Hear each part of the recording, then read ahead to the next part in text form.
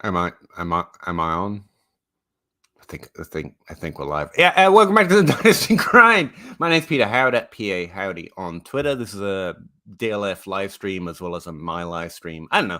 We talk about Dynasty from 9:30 every Wednesday until everyone goes to bed, really, pretty much. So if you've got any questions, drop them in the comments. Some news actually recently about suspensions and stuff, which I don't know. I haven't been paying a lot of attention. If anyone mentions Tim Patrick, I'm going to block you. Just letting you know. We got Russ and Zach with us as most weeks, and we're lucky to have a full house tonight. So please drop your questions, comments, insults, whatever, in the little box next to whatever streaming platform you're watching us on. Thanks very much for joining us, and let's talk some Dynasty till we all get tired.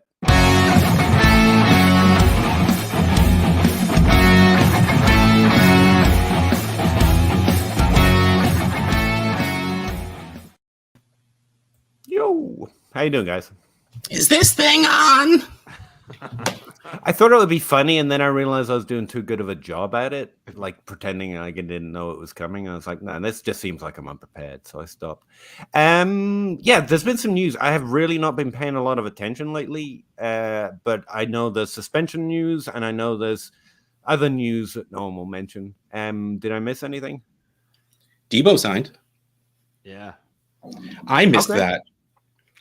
I was recording the DLF trade show with Addison, and we're sitting there talking. I'm like, yeah, and with the turbulence between him and the organization, and not knowing what his future's going to be, and Addison's like, well, yeah, but he signed on Monday. Shit, you're gonna edit that out, right? No edit button here, my man. Kevin, but yeah, 3 years, 12-team half-point PPR Superflex Dynasty Start 9. He's a contender, last year's champion. Congrats. You don't need any help. I'm not going to answer your question. 323 first. It's Jameson Williams, isn't it? I'm guessing Calvin Ridley? Wow. Yeah, don't do that. Hang on to that. Hang on to that. Oh, wow. I just read the rest. Yeah, hold on to that. Get Breece Hall. Yeah, that's too much. Yeah. Hang on to that. If you want to give a first for Breece Hall, sure. No, you don't got to add all that to it. Yeah. He's a 2022 top 12 running back. Okay, let's not lose it. Well, and I think we lose perspective, Peter. Like people get into a draft class and they're like, this guy's the number one. It's like Burks in London and whoever you think is the number one wide receiver in this class.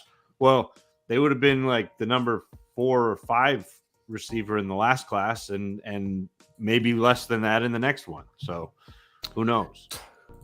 5th highest running back value according to consensus DLF ranks right now. Just throwing that out there. Yeah, but it won't be after next year. Like we're willing to take him about 10 spots higher. It's not. I would say if you ask somebody if they would take him or whoever you want to say from next year's class, I guarantee it's not Breece. So he's already sliding and he hasn't played it down. Yeah, if you're looking for points and you get him around about that 3rd round value, which again is like a 1st round pick, then fine. Yep. But if you add more than that, no. Yeah. Kevin's also from Germany, so thanks very much for checking us out, man. Go to sleep. It's late. I think this is why he dropped it. He dropped it in here around 4 p.m. then went to bed. Good. I'm howdy. I'll check the VOD. It's fine. Hank Jr., 16-team full PPR Dynasty League, was offered Miles Sanders, Tony, Jameis Winston for Gibson and George Pickens. No, Hank. Someone's trying to wheedle you out of some good players here. I wouldn't do it. I mean, it's not bad. I wouldn't do it, but it's not bad. Essentially what you're getting is a downgrade from Gibson and a downgrade from Pickens to get Winston. Get a rental quarterback. Yeah. It's okay, but I'd still rather have Pickens and Gibson. Yeah. And I'm not even that's the thing, that my best guess is Pickens is the only one with any real value this time next year. The only thing that gives me pause is that 16 team.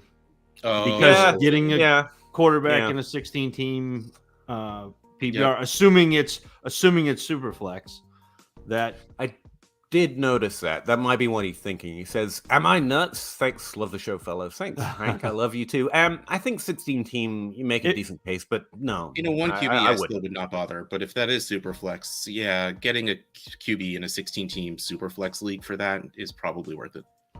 I mean, does Jared Goff cost so much more than this? Couldn't you get like a first with Jared Goff if you threw something like that? I don't know. It's just too math. But I don't feel like there's that like after this year. What's to say? Like, where's Jared Goff? Like, I feel like Detroit's setting themselves up to draft a quarterback and get away from Goff unless he is a world beater this year. That's what I mean, though. I think he can get him for. He's going to do the same as Jameis Winston for you. And I don't think anyone's holding on to him with both hands if you just want a cheaper quarterback. You know what I mean? Right. Yeah. I don't know. Wish I could stay up late to watch the show, but so darn tired. Zach, what is your go-to order at Gelato?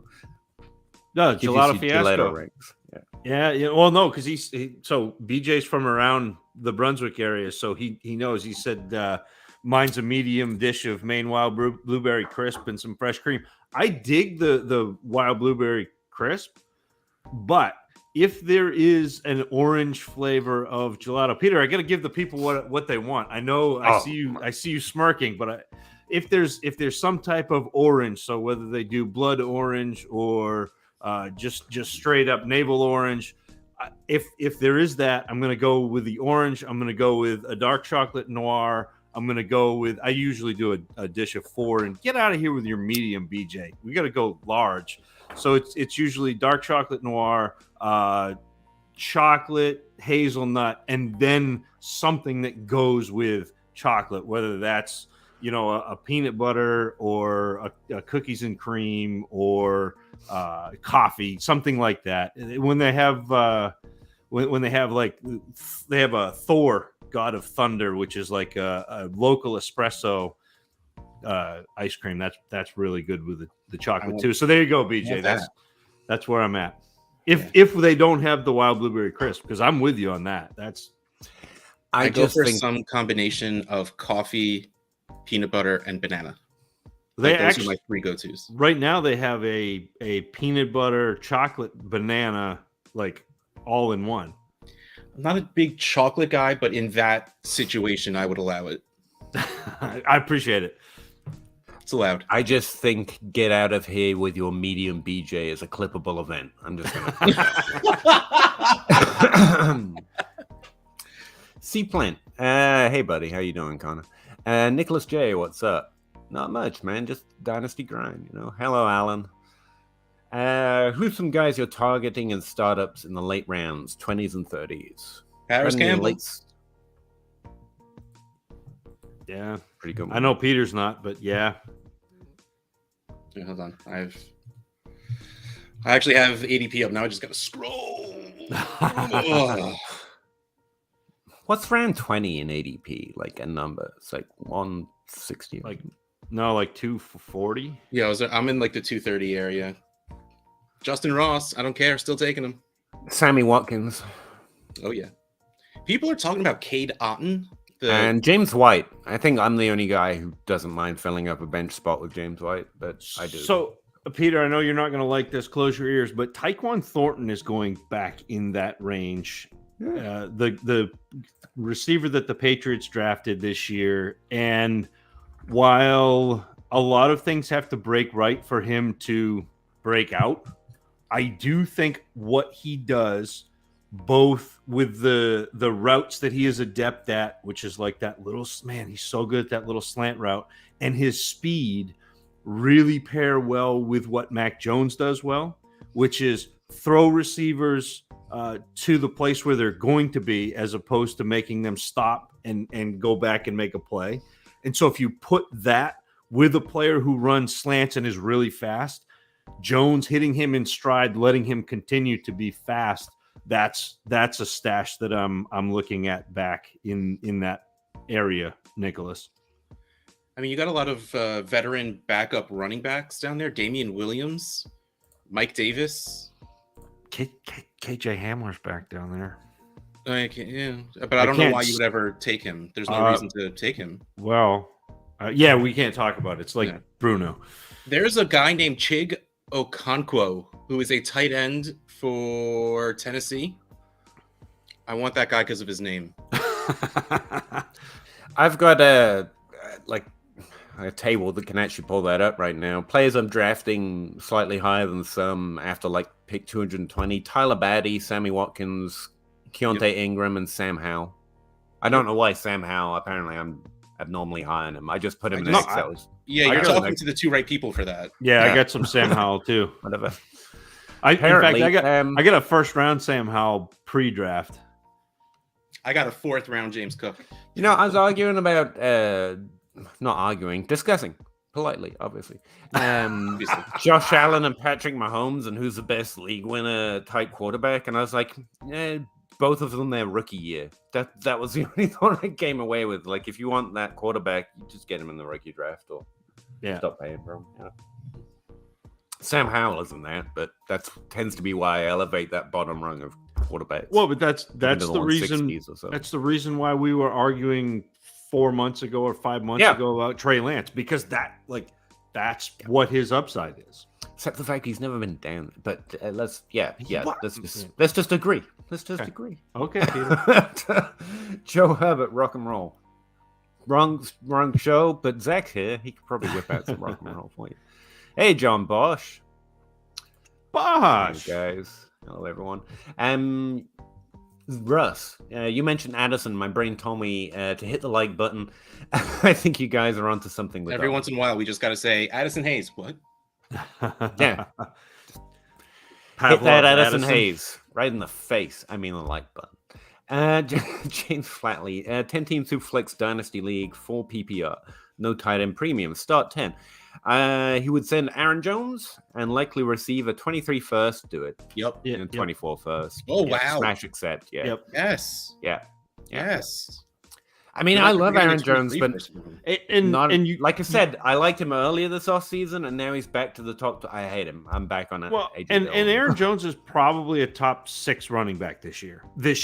Yep. But getting out on him a year too early is better than getting out on him a year too late, especially with 2 firsts. That price. That's what I'm saying. Definitely a smash accept. That's James. crazy. James, go get it. We give up Breece Hall for 2 firsts, right? So it's not even like we're only 10 minutes behind so far. So sorry. You should know by now. Go get it. Like hit the accept button. Nick J, I just argued with Mind of Mansion on his live stream, telling him Judy is going to outperform Sutton, and he thought I was crazy. I mean, I don't think it's crazy, but I think you're wrong. A little crazy, yeah. I think they're both top 24. I mean, my favorite argument either way is Jacob Rickrode saying that Judy plays the Tyler Lockett role, and I think that's fair, but I think that's too simplistic to draw an exact comparison from one offense to the other. And they don't play the same game. And that's what I was going to say. He plays more of that role. The Tyler Lockett role morphed. So Tyler Lockett, when Baldwin was there, was a downfield guy. It was kind of like how Golden Tate morphed. Like Golden Tate came into the league, was a downfield guy, and then morphed into the slot player. Lockett did that same thing. Well, you mentioned it, I don't remember which show or which episode of The Grind you mentioned this, Peter. But Lockett's he's getting 15 yards per 14 yards per target. Yeah, so that's not a typical slot ADOT. And that's Judy is not doing that. And I think the problem, I see it side with Sutton, and we talked about it with Jacob when you were on my podcast, and I didn't have a real strong reason, so I went back to it, and it's just, I'd rather bet on the guy getting back into the top 24 than the guy doing it first time. What I'd ask Nicholas is, Judy at his ADP, by the way, is fine. Yeah. Oh, yeah. Fine. No problem with it. But when you're comparing him to Sutton, who...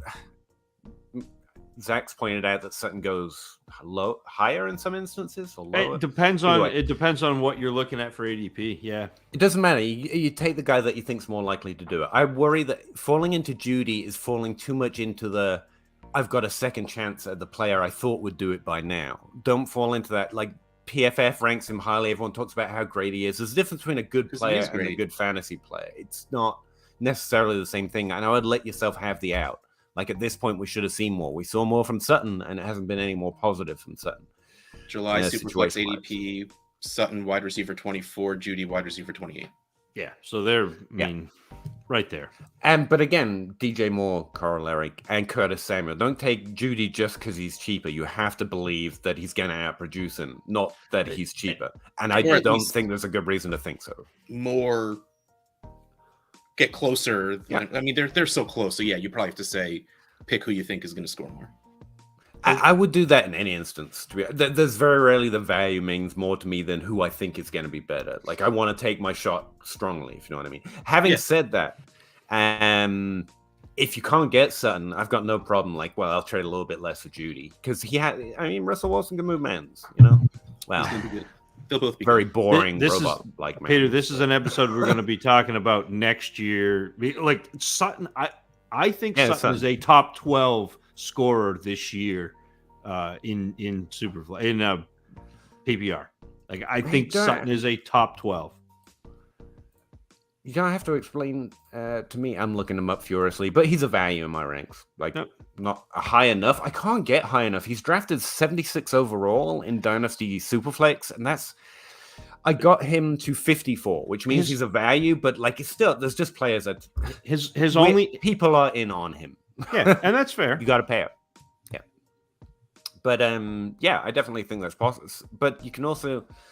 Me and you both like Landry, and he's a much easier trade right now. Yeah, but I don't think Landry's top 12. I don't think Landry's quite that high. I think Landry's probably like top 12. Well, I don't think Landry would get top 12, but he'll be top 24. Maybe if Thomas wasn't playing. No, if Thomas wasn't playing, Landry's. He's retired. His injury is too bad, I've been told. Minor Mention also said he's fading Deontay Johnson. I mean, get in line, Matt. I mean, he's fallen like into the wide receiver 15 slot in Dynasty. It's like you're taking him because he's good and he's proven, and there's very few of those left at that point. Spoiler alert, but I lost Dynasty Game Night this past week because I thought Deontay Johnson was still going in the top 12 in ADP. You did? Because he should be. No, he's not in it. He's 51st overall. I have him 31st, so I'm slightly higher than consensus on him. But I mean, you can fade him, but I mean, let's look up some names actually. That interests me. Like it's sometimes easier to take it out of the context of that specific player. So saying you're fading Deontay Johnson is like saying you're fading Michael Pittman. Pretty close to ADP. He's wide receiver 15 according to Superflex ADP right now. You're looking at my own sheet, so I might be outdating myself here. But like, how can you fade? I don't understand the drafting Terry McLaurin over Deontay Johnson either. Like, I don't do that. You're giving up almost a full year to get McLaurin. Deontay Johnson has scored more fantasy points over the last 2 years. And granted, he doesn't have Roethlisberger anymore. I think he's a little younger though, if that matters to you. Like a year. That's what I say, about almost a year. He's like what, 9 months, 10 months younger, something like that. But like, it's not like Wentz is anything to write home about. He's not bad, but it's not like he's. I am worried about McLaurin. The way McLaurin gets open downfield is not the way Wentz needs some separation. Wentz is not a throw you open guy. I mean, I would trade Terry McLaurin plus for Deontay Johnson because he'd rather have that. If you balance the value, fine, but I would rather have Deontay Johnson than Terry McLaurin plus. It's got a big potential to make us all look stupid on Dotson. All the people who faded him, because running him out of the Ted Ginn, right? But running him out of the slot with Wentz, like that's a recipe for being actually really productive. Yeah. I can't come up with that quick, but in order to fade Deontay Johnson, you have to draft him like obscenely low, to be honest with you. It'd be hard to do. Saying you prefer other players below him if the value's right, that's different. Alan Davis, do you value running backs a little higher in 1 QB? PPR, 3 wide receiver, 14 team. The only thing that makes me value them more is 14 team. And honestly, I still don't think I care. How many you have to start is the real question. Like you say 3 wide receiver, so I'm assuming it's 2 running back. In which case, yes, I would probably at least try and lock up 1 decent running back and then just throw caution to the wind with the second spot. But which is also why I hate having to start 2 running backs. But 14 team does make them a little bit more valuable. The rest of it doesn't come into play. For me, it depends on my league too, because if the league doesn't value running backs highly, then I do. Like I have teams where I have 4 or 5 really stud running backs. I have teams where I'm in Outhouse in your leagues where I have JD McKissick RB1. So it really depends on the league, because I want to be controlling my team, and I want to be pushing the league to where they're feeling uncomfortable. And if running backs are undervalued, I'm going to push you with running backs. In Dynasty, that's often easier to do. Yeah, and that's fine. Like, I don't mind doing that, but I also don't sit with running backs as long as most people do. Well, I mean, in redrafts, Oh, this is in a redraft. I'm going running backs anyway. Whatever. Yeah, let's go get it. Yeah, you only need the season. Doesn't matter longer than that. Yeah, I would say for year 4, year 5, I mean, it's not that Terry McLaurin can't or that situations don't improve, but if you want something of a decent argument, Terry McLaurin has to break out in the top 12, and you're looking at like a 12% breakout rate in year 4, 9% breakout year in 5, and that's versus a 20% and 30% in year 2 and 3. You're very much looking at the twilight end of a player's potential to increase in value. Deontay Johnson's looking like he's a repeat at this point because he's already entered the top 12, which just has a higher rate of occurrence in any given season. So, I thought I'd put some numbers on it. Peter's on a 2-question tape delay. Yeah. I am? Oh, I wasn't interested in running backs. Like, fuck them. 12-team Superflex, 6-point passing touchdown. Dynasty team consists of Lamar, Kupp, Debo, Waddle, Terry. That team. Read it. Should I try to trade for a quarterback? A 6-point passing touchdown says probably in most instances. So you have Lamar, Goff, Garoppolo, Pickett, and Willis? No. Why? You have Lamar and Goff. You're fine. And maybe Pickett starts this year. Man, maybe Willis starts this year. I don't do anything silly because the rest of your team is way too good to care. Yeah. About. If I could package up some of those value quarterbacks and like up Goff to someone special, maybe, but that's what I'm trying to do. I don't think there's a desperate need for you to have a better quarterback too, but you're always looking to improve it if you can. But don't give up the rest of your solid squad for it. Yeah, like if you want to do Goff and Pickett and find a way to move yourself up, that's fine. Also, or Goff and Olave, depending on who people value more. I don't mind trading Olave. I will come out and say it very loudly. That guy. He was okay. Loved. That is not true, Outhouse. It is not true. Loved. You had him higher than everyone else. No. Why are you so high on Olave and so low on Drake London? I had him below Drake London. I have him at 6. I know. I was trying to remember what people used to say. It was months ago. Burks or Wilson. I had higher than London, and people just lost their mind. But I was just trying to think of something clever, and like swinging. Like if I got lucky, and then someone actually said that to you, it's been like boom. Young Riley Bymaster had Olave as his wide receiver 1. That's not shocking for some reason. Yes, he likes him a lot. He likes a lot of players a lot. I'm not going to go there. Joe has an unpopular opinion. 23rd draft class has a lot of undersized players who will fall in the NFL draft. He's calling his shot.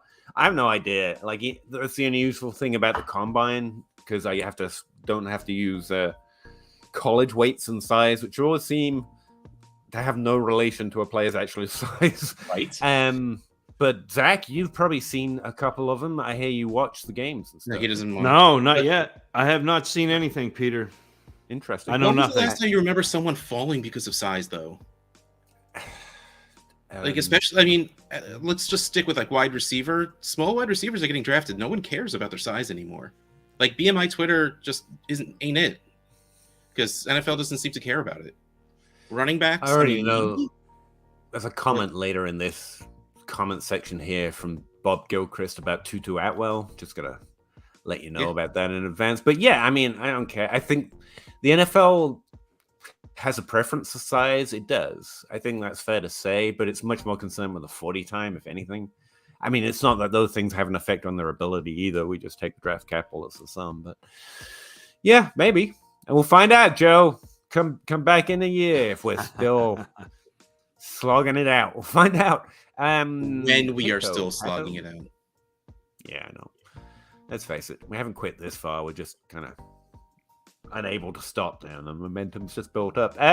Tony in a 23 second for a 23 first. I'd take the first. Tony offers a decent value, but if I'm already getting a first value for him, I'll do it. I don't think you do in most cases. So. No, I'll take that first. I want the first. Yeah. Nolan. Hey, have Watson and want to go a 1 year punt route? Okay. Keep or sell Deontay Johnson, AJ Dillon, or Jameson Williams. I mean, it's all about the trade, Nolan. It's really hard to say without. You don't have some to trade any of them because of a value issue. Chances are Deontay Johnson keeps or goes up when he goes to a different team with it, or Pittsburgh decides what they're doing at quarterback. AJ Dillon is going to be most likely the guy there next year. And I mean, Jameson Williams. Don't trade him unless you get good value. But Jameson, he's a next year guy. Like, he's not for like the rookies and trades, like, really situationally, but like physically also next year guy.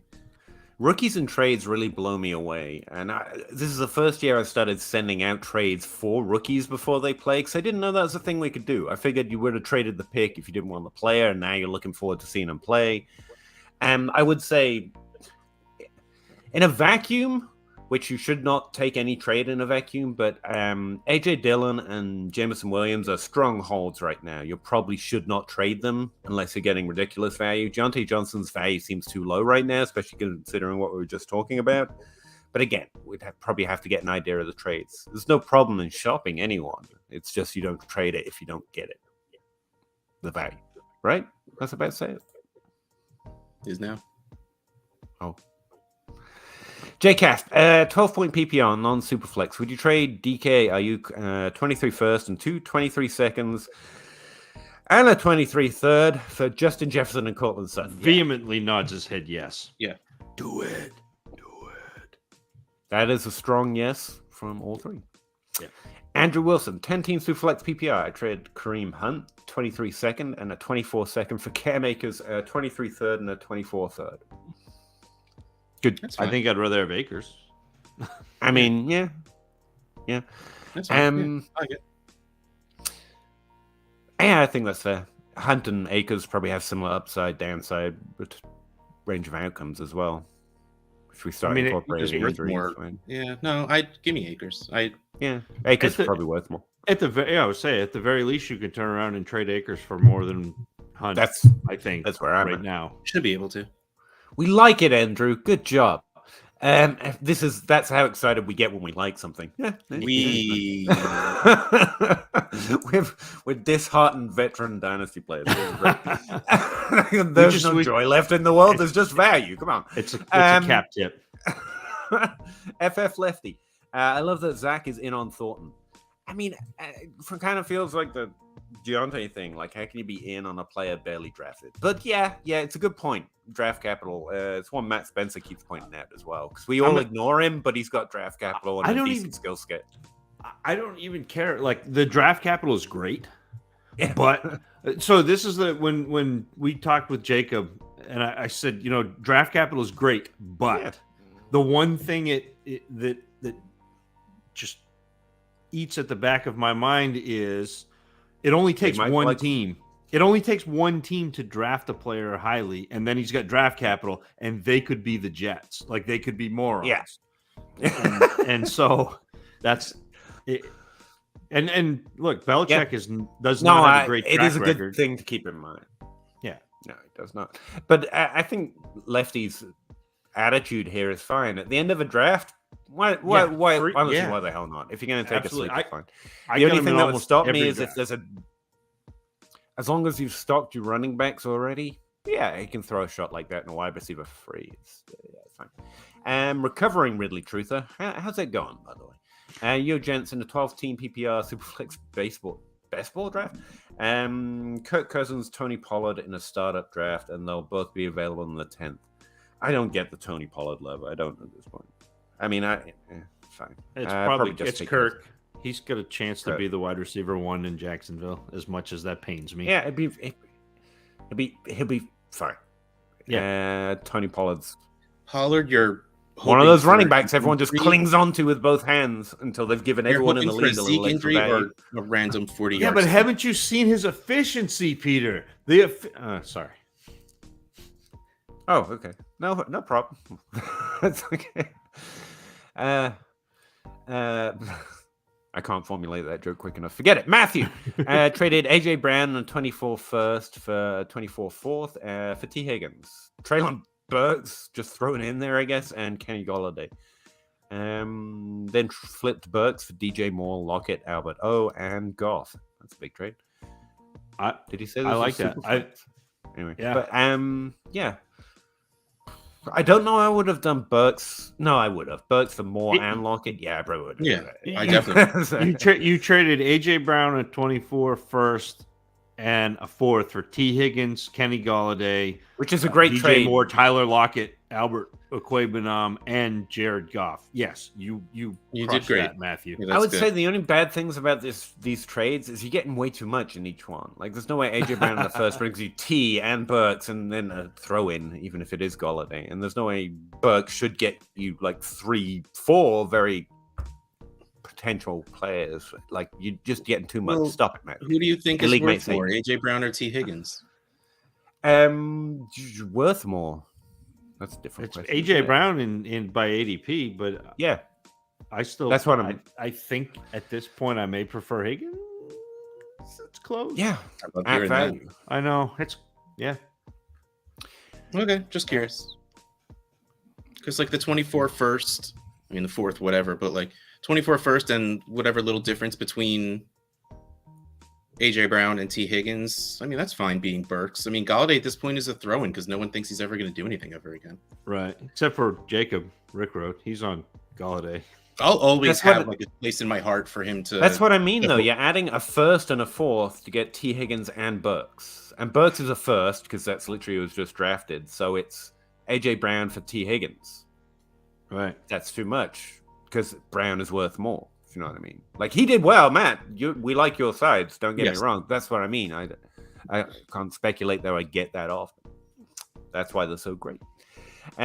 Still worth keeping. I mean, what do you mean still? Stable of running backs, sure. Need a running back. Zach Moss. There's a lot of head nodding. There is a lot of like, what does he cost? It's like it's just one of those running backs you draft. Yeah, but I'd rather have guys. I'd rather have Tyler Beatty. 20. Yeah, he's worth it for around 20 running back. Yeah, I'd sure. I'd rather have Beatty. There are guys back there that I'd rather have. I'd rather have Damien Williams or did he get hurt? Maybe I wouldn't. Keontae Ingram is drafted in the same round, but he's drafted above him. So's Beatty. So's Myles Gaskin. Actually, Beatty's drafted a little lower, so yeah, that's fine. But I mean, he's still worth keeping because he is worth drafting as part of that stable of running backs. Yeah, but it's a stable of running backs you don't want even the upper pieces of. In Buffalo, it's a matter of what can you drop Moss for to pick off the waiver wire. That would probably be the question, not who can you draft because he's saying keeping. Yeah, I don't know. I mean, yeah, there are running backs I'd rather roster. There's probably somebody that I would rather have than Zach Moss. Fair enough. Deshaun Watson on a 23 first or Burrow? We still don't know. That's the thing. They came out with the decision, and you still don't know. He's going to be week 4, and you probably still won't know. And he still may not play the entire season. If they didn't appeal, and we knew it was 6 games, the answer would easily be Watson in the first. Yeah, probably. Like, would it be? Does Watson if Watson comes back at like 90% of what Watson was, he's worth Burrow.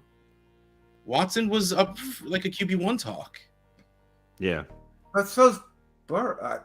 No, but like the QB1. Burrow, I don't Watson, think similar range as Van without the off-field shit. Would you be surprised if in 2 months Watson and Burrow are worth the exact same thing? I don't know why that was so tough to say. Like, but let's say Watson comes out and just looks good, not even great. Like, there's like a little bit of rust. He's going to be a top 10 quarterback easy. And then are you going to say a first is necessary to get from QB 9 to QB 6? Like, I'll just take the quarterback that's in the same tier in the first. It's hard not to play that. I don't think we're done with the questions even in a year, but oh yes, 1000%. I'm saying if we knew it was 6 games and there was nothing else they had on him to do to him. See, I don't have a strong quarterback process, so I'm not going to object too strong. But I don't know. I wouldn't favor Burrow if, like, Sean Watson was an angel, which I don't know. I'd favor him that much above Burrow, or even equally. I'd probably rather Burrow. I like the passing. I like his team better. I like his weapons better. I like his coaching staff better. He is younger. He is already, actually probably finished higher last year than Watson did. I'd have to check that. He may have finished higher in the rankings, but Watson in his 3 years that he actually played averaged about 3 points per game more than Burrow. Yeah, well, Josh Allen's been the quarterback 1 for 2 years in a row, and we draft Patrick Mahomes over him. So I'm not saying that there's a rationale behind it, but I think Rush, you're like, if we knew that, if it was 6 games, then yes, it's take Watson and the first. But that headache. There's way too many variables of risk to me to think headache you can clear it out that simple. I just take Burrow. I pay a first for a maybe nothing, maybe Burrow to just have Burrow. You know what I mean? In a superflex, at least, which I didn't clarify, to be fair. If it's not superflex, like, no. Just take the first, I guess. Okay. What do I add to Juju to get... No, Juju and Rojo to get a first. To get a 23 first. So what do you add to Juju? Juju. Someone better... I just keep Juju. Like, no. I mean, unfortunately, you got to do... I mean, Rojo has 0 value, right? Like... No, 0. This is Juju for what? So plus Juju what? the second to get a first, unfortunately, is what you have to do right now. I give it... Wait 4 weeks, and after week 1 of the season... You'll won't have to pay as much. Yeah. That's what I would think. But yeah, at least a second. Rojo is a non-factor in there. Cecil, kind of 23-second land Robin Allison and Brandon Cooks. Probably more Cooks than Robinson, just because Robinson's got a little wind in his sails on the Twitter streets right now. If the right person, but they should. Them, I would offer them. I would offer him that. Yeah. I would rather have Allen Robinson because of the upside, but I do think I think Cooks is the surer thing to score points. But this is fantasy football, and you want the ceiling. You want to go for the guy who can get up in the top 12. I do think, I mean, to your point of there's someone else, like I think you can get Landry even a little cheaper. Yeah. Like a third. Yeah, you probably do that for a third. Yep. You could probably get Michael Thomas for a second. It's not a this year play, maybe, because that injury is maybe worrying, but I mean, he's running routes and things. Yeah, that's what I mean. He's probably going to play and probably remind us he's pretty good at some point. Yep.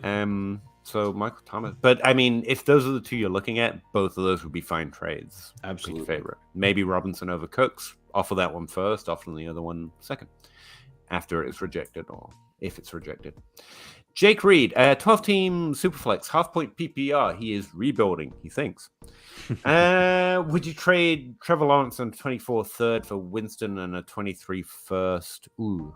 I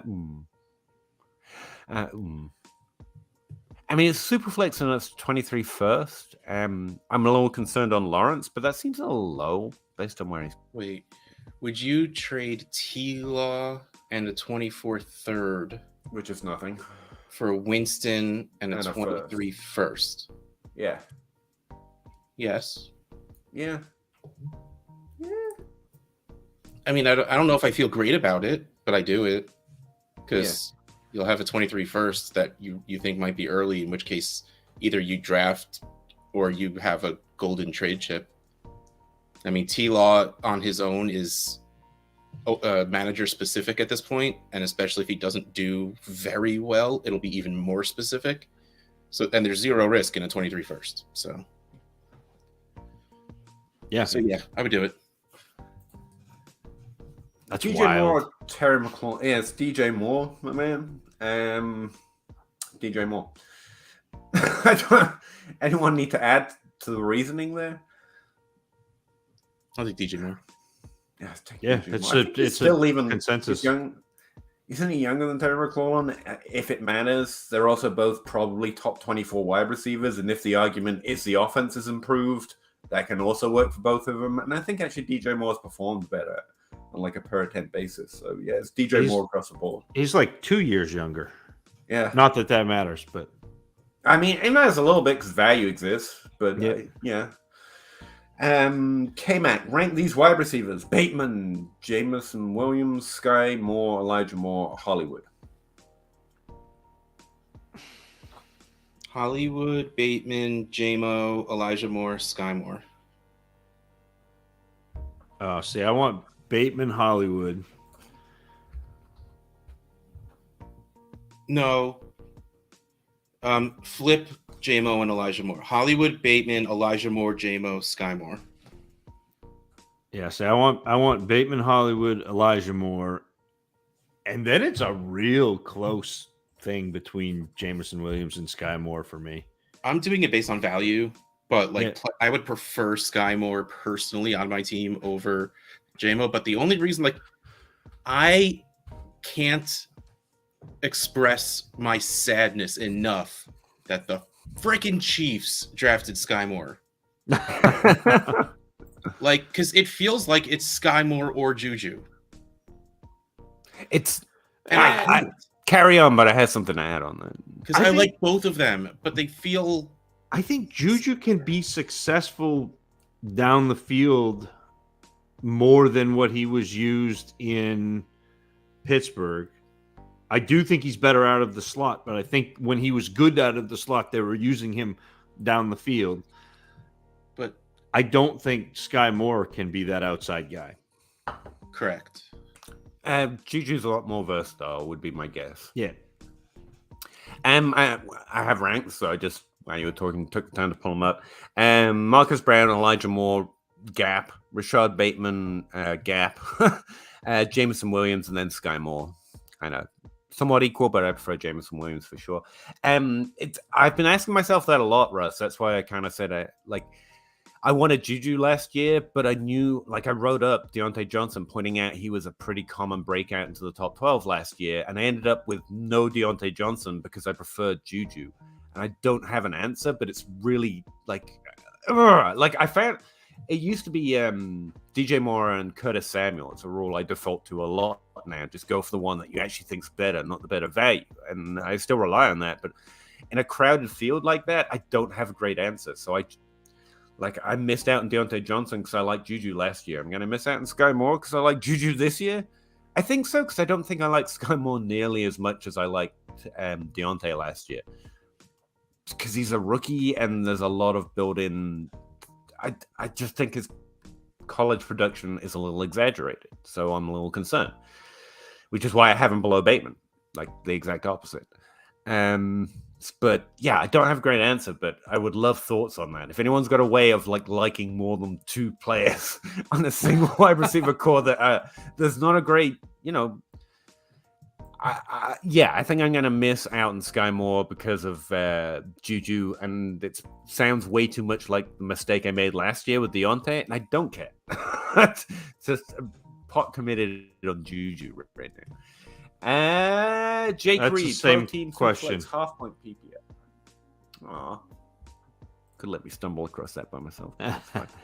Matt, 12 team half point PPR. This is the same question.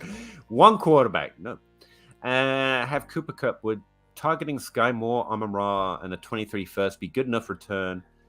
Or that'd be a lot of return. I really like getting Amon-Ra in the first. Sky Moore. It seems like you're asking for You're not asking for too much. I think the person might feel like you're asking for too much. It's hard to get value on a 29-year-old wide receiver. If that I know, right? Like, I would probably give that up for Cooper Kupp. Half PPR hurts it a little bit, but if you're rebuilding, getting out of Cooper Kupp now this season is the right move.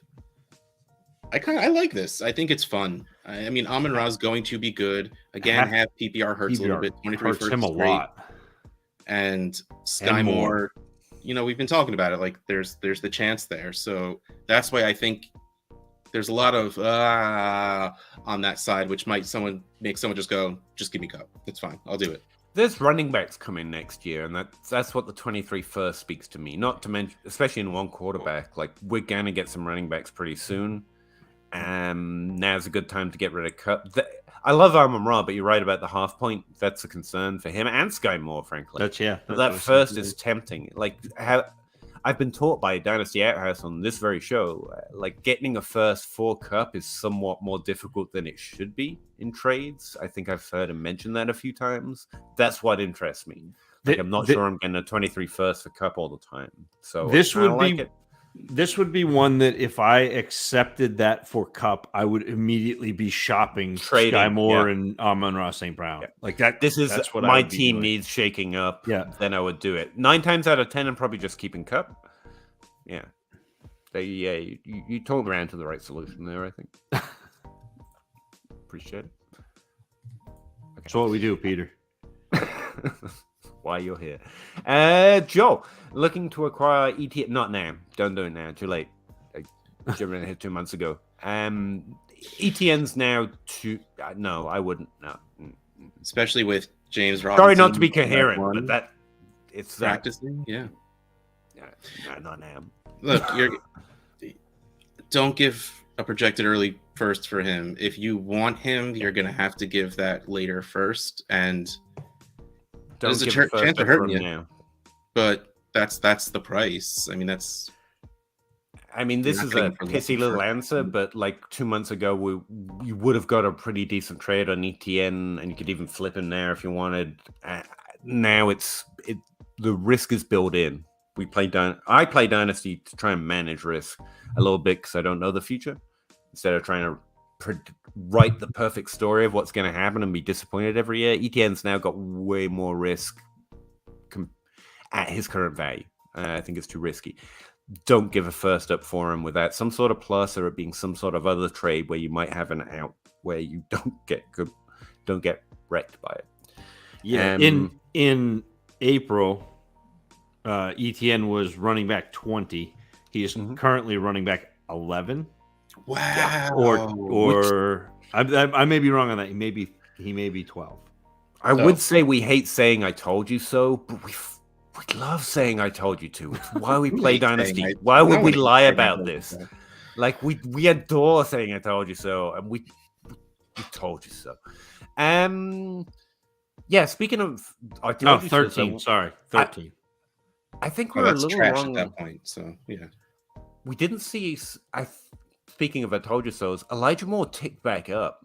You mentioned before the draft trade for Elijah Moore after the draft. I think in rankings at least he's ticked back up like significantly. It's hard to be high on him compared to other rankers right now because you had to hit it after the draft. Yeah. Yes. I didn't think of that. This is what I talk about when I talk about micro markets. is you got to be thinking about what's going to happen in 2 months, but also thinking about what's going to happen in 4 months when everybody realizes that what they were thinking 2 months was stupid. So like you sit there and go, okay, they're going to draft a wide receiver. Everyone is going to go, Elijah Moore is done. And then you get back to training camp and everyone's like, oh, Elijah Moore is still there and he's still going to be part of this team and he's still going to be really good. And it comes back up. So that's like thinking about markets that way and acquiring players when their value is depressed because of narrative. Mm-hmm. And then I mean it's the same thing with ETN. His value is depressed because he was injured. You knew he was going to get healthy. You knew you were going to get the preseason. And I told, like we talked about this, you're going to see that ladder drill, and he's going to come through the ladder drill, and everyone is going to lose their mind. And when that happened, I sent you guys the DM with him doing the ladder drill, and I said, "Here it comes." Now it was later than I thought it would, and that's what kept me worried. It didn't matter. Here it is. Boom, running back 13 in ADP. What do we do then? In ADP right now, Elijah Moore is ranked in the 90s overall. They select him in the round, the 90th overall pick as a wide receiver 30. But in DLF ranks, he's taken in the top 50 picks as a wide receiver 17. So that means he's a value, right? You can still go out and get Elijah Moore. But I think because his rankings tick back up, you're going to find more and more resistance because people are listening to those people who do rankings.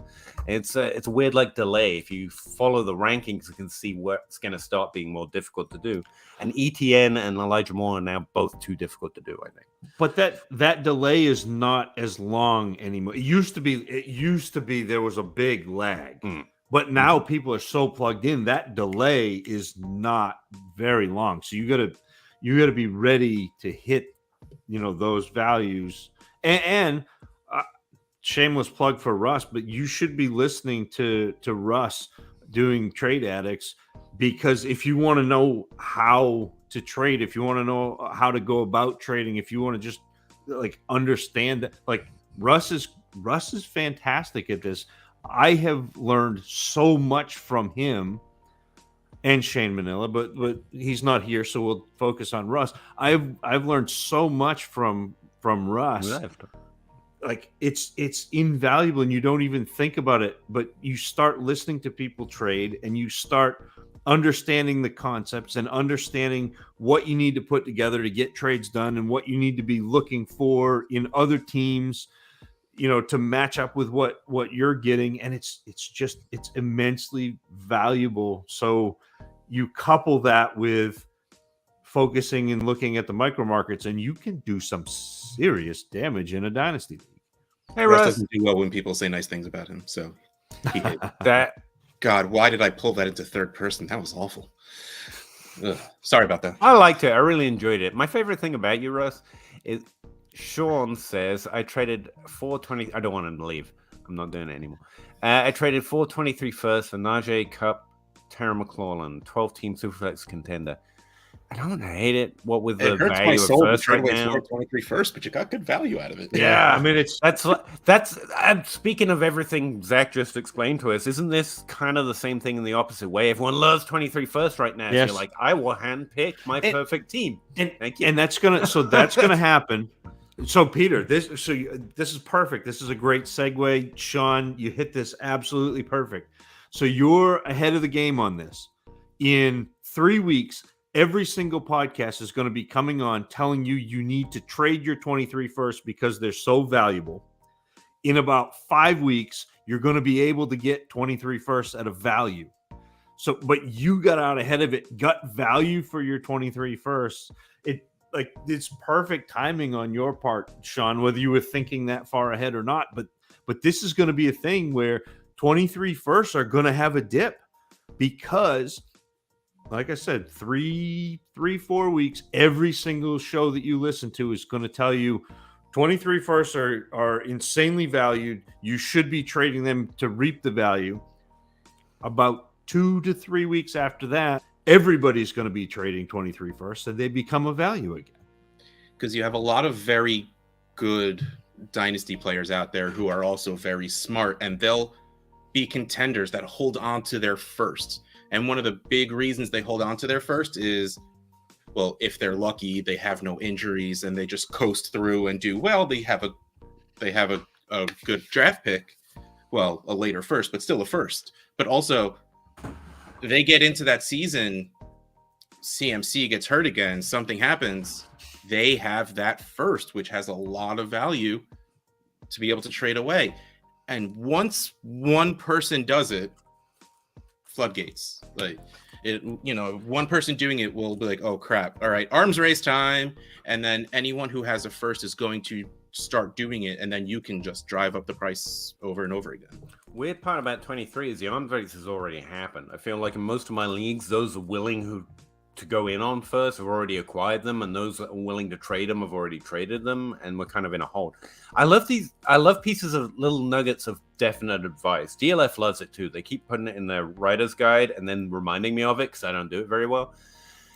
Zach, does that mean what we're saying right now is trade your 23 first because they're about to start doing it, or is it already too late? I think you can right now and get huge value for it. I mean, I think what you saw Sean just do is get a top 2 running back, a top 6 wide receiver, and Terry McLaurin, who's a top 20 wide receiver, who obviously Fantasy Mansion thinks is going to be a top 15 wide receiver or better than Deontay Johnson. So whatever. That guy says it. Well, but like that's really good value for those picks. I mean, Najee Harris is worth probably at least 2 firsts. Kupp is worth, we just decided, a first plus, and McLaurin is that other like half of the first minus whatever it was that you get for Kupp. So like that's good value for really productive. I think Najee was a smart ad here too because he's a running back, but he's also young. He's probably going to be one of those few. Like, it's a good idea. The other way of doing it is trying to add. You just balance the value here. Like, instead of Najee, you get Fournette. Nah, not Fournette. Maybe Fournette. He's jumped up recently though. You get an older running back, and instead you get Jalen Waddle, or instead you get CeeDee Lamb. But yeah, I think right now, until they start hearing it on every podcast, don't definitely trade away your 23 first, but see what you can get. Maybe. Yep. I think it's an interesting time period to do it.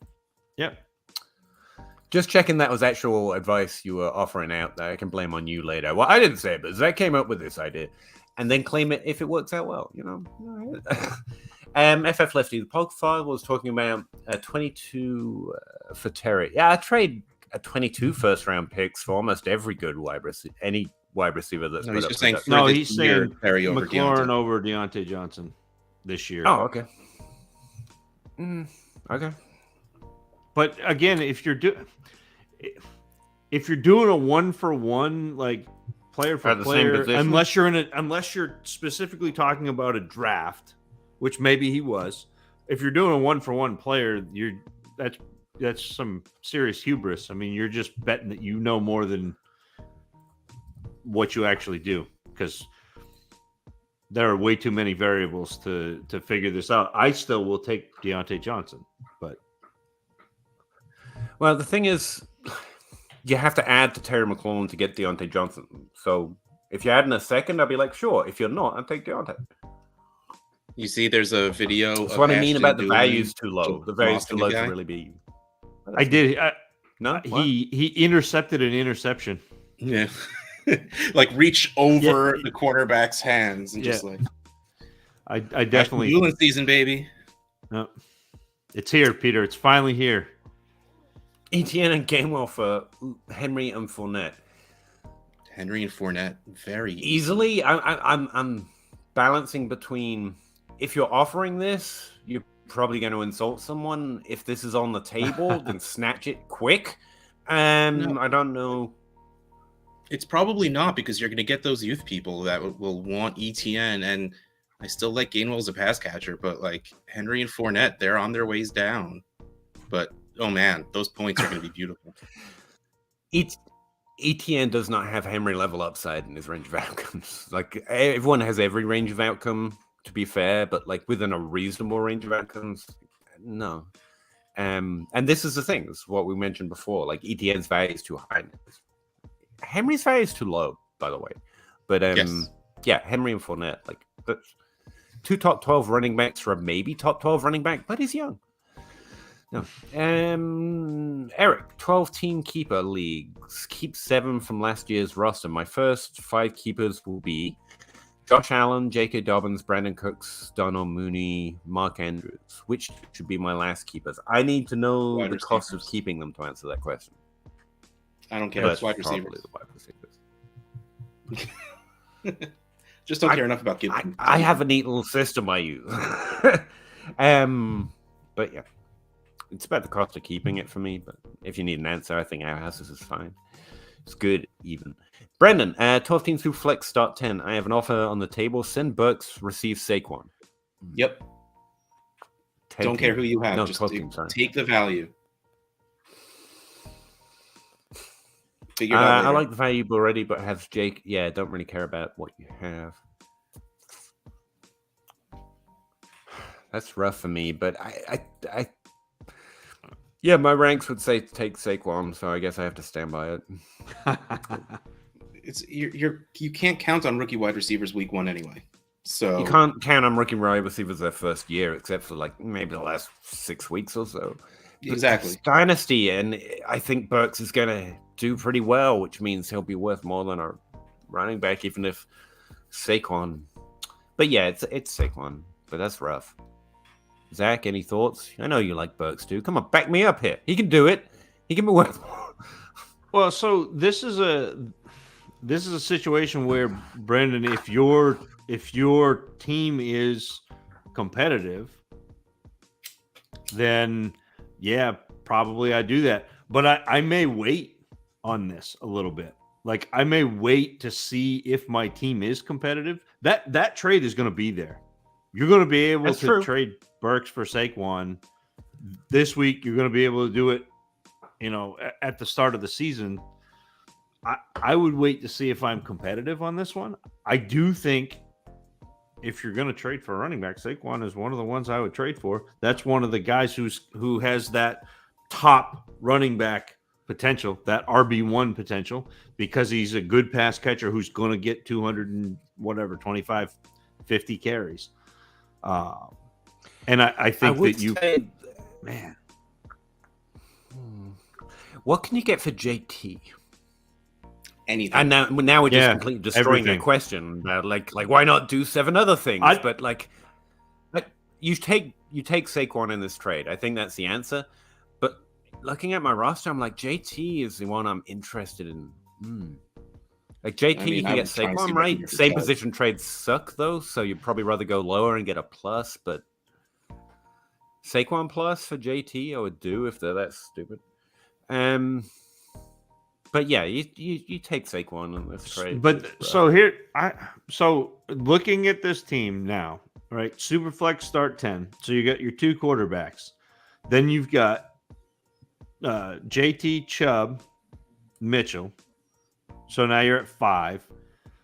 Judy 6, Kirk 7, Tony 8, and then Julio and somebody else are your 9 and 10.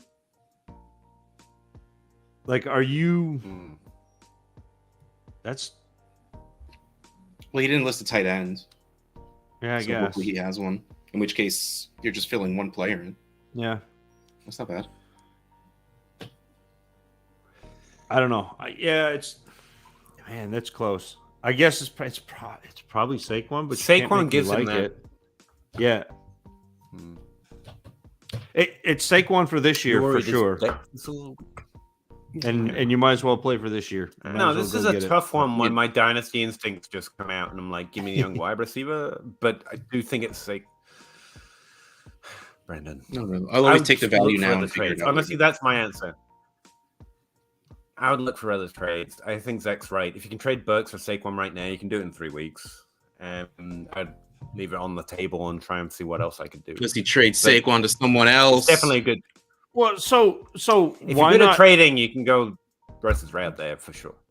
Why not go and see if you can trade Chubb for players, somebody like Fournette and a wide receiver, and then all of a sudden you've made your team better, Oh yes, 1000%. Like if I'm choosing one of these players to trade away, the answer is Nick Chubb, Yeah. which makes me sad because man, I love that guy, but he's just he's fantastic. not for fantasy.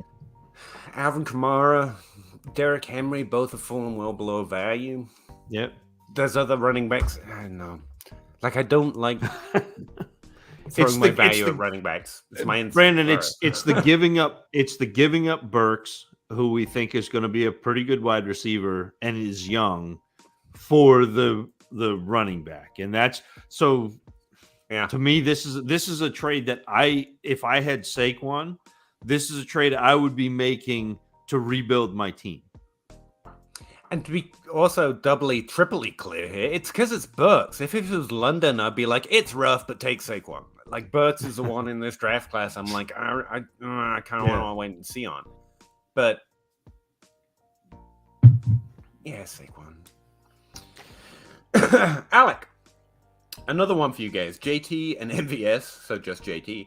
For DJ Moore, Sutton, Sanders, and another more to be named later. Sky, Elijah.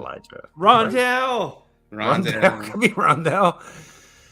Is there a one that would greatly sweat Elijah, I guess? I mean, honestly, no. I mean, I don't feel great. I still think it depends on did we have a league size for Alec? I love the idea of getting that many young wide receivers. If that's Elijah, DJ Moore, Cortland Sutton. I don't even hate it if it's Rondell as a thing. I mean, I hate it a little more if it's Rondell because a little more, sure. To me, it depends on the number of teams in your league. Yeah, because if it's a smaller league, if it's a 10-team league or a 12-team league, then, I'm probably want JT then without even thinking about it. Yeah, that's fair. Guys, we have fallen behind. Moving on. Brendan, thinking about accepting and shopping Chubb for another wide receiver. I still like Zach's idea because it lets me have the best of both worlds. If you don't have to do it right now, maybe see what someone says about Chubb. Or just don't be boring and do it now. Sure, shop Chubb now and wait on the Burks Saquon trade. Or be fun like Russ. It's up to you. Sean, traded Dobbins and Juju for Diggs, Jared Goff, Damien Pierce, 12-team Superflex thoughts. I don't care about Damien Pierce, but that's a good. I'd take that. Yeah. I love Dobbins and Juju. It makes me sad, but Diggs is just so good, and you're getting a quarterback. Yeah, even if it's just for this year. Who should? And honestly, Pierce could be the running back in Houston.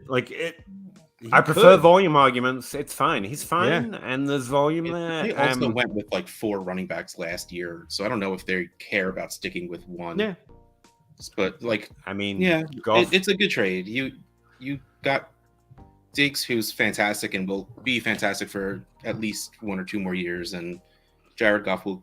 I just like the fact that you hurt Russ by trading Dobbins and you hurt Peter by trading Juju with this trade. Painful. That's the best part of this. The thing is here, Juju can flatline like he did last year, and Dobbins' upside is a top 15 running back, I think, even though he's great.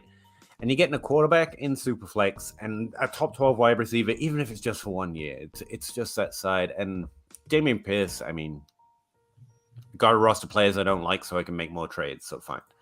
Dobbins can finish as RB12, and his value will still go up.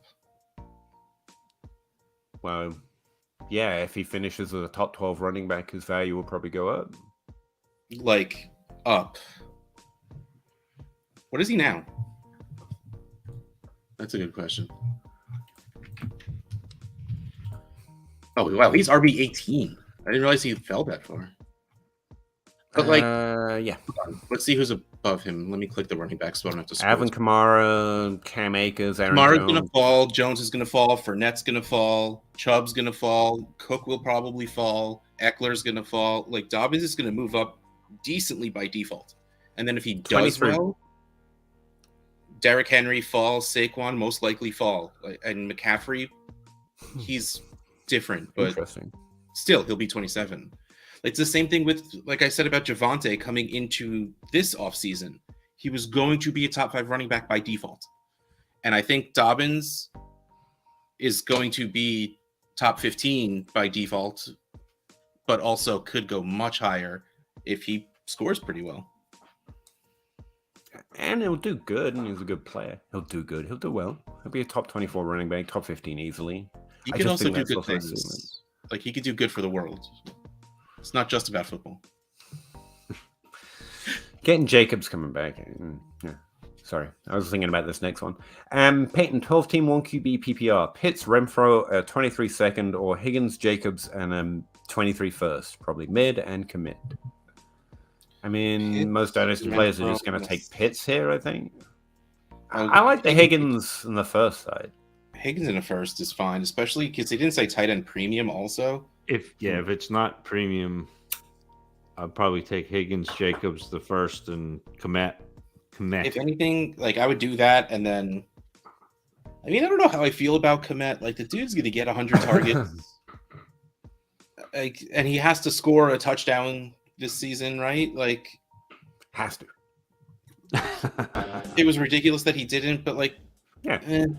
But Higgins in first picks is fine. I'm good with that.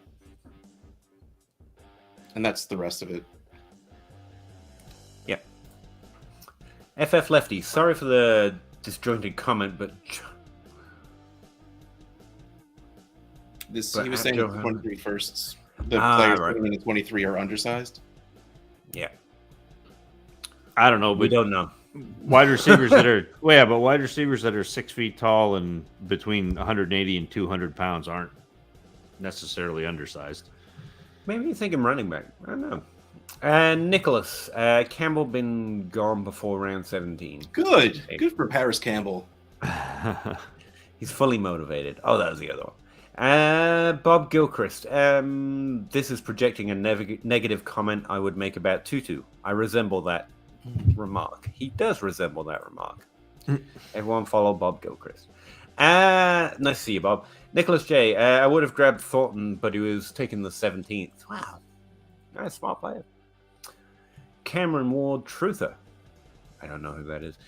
What's your thoughts on Kellen Mond in deep Superflex League as long-term replacement for Cousins? I don't like the whole QB replacement already on the roster kind of narrative. If they're not good enough to win the job, like, I'll wait. Until that's Aaron Rodgers. Until it's a Tom Brady. Yeah, that's fair. That's not so fair, but okay. I know. I'm making shit up. Tell it to Tony Romo. So that's Jordan Love.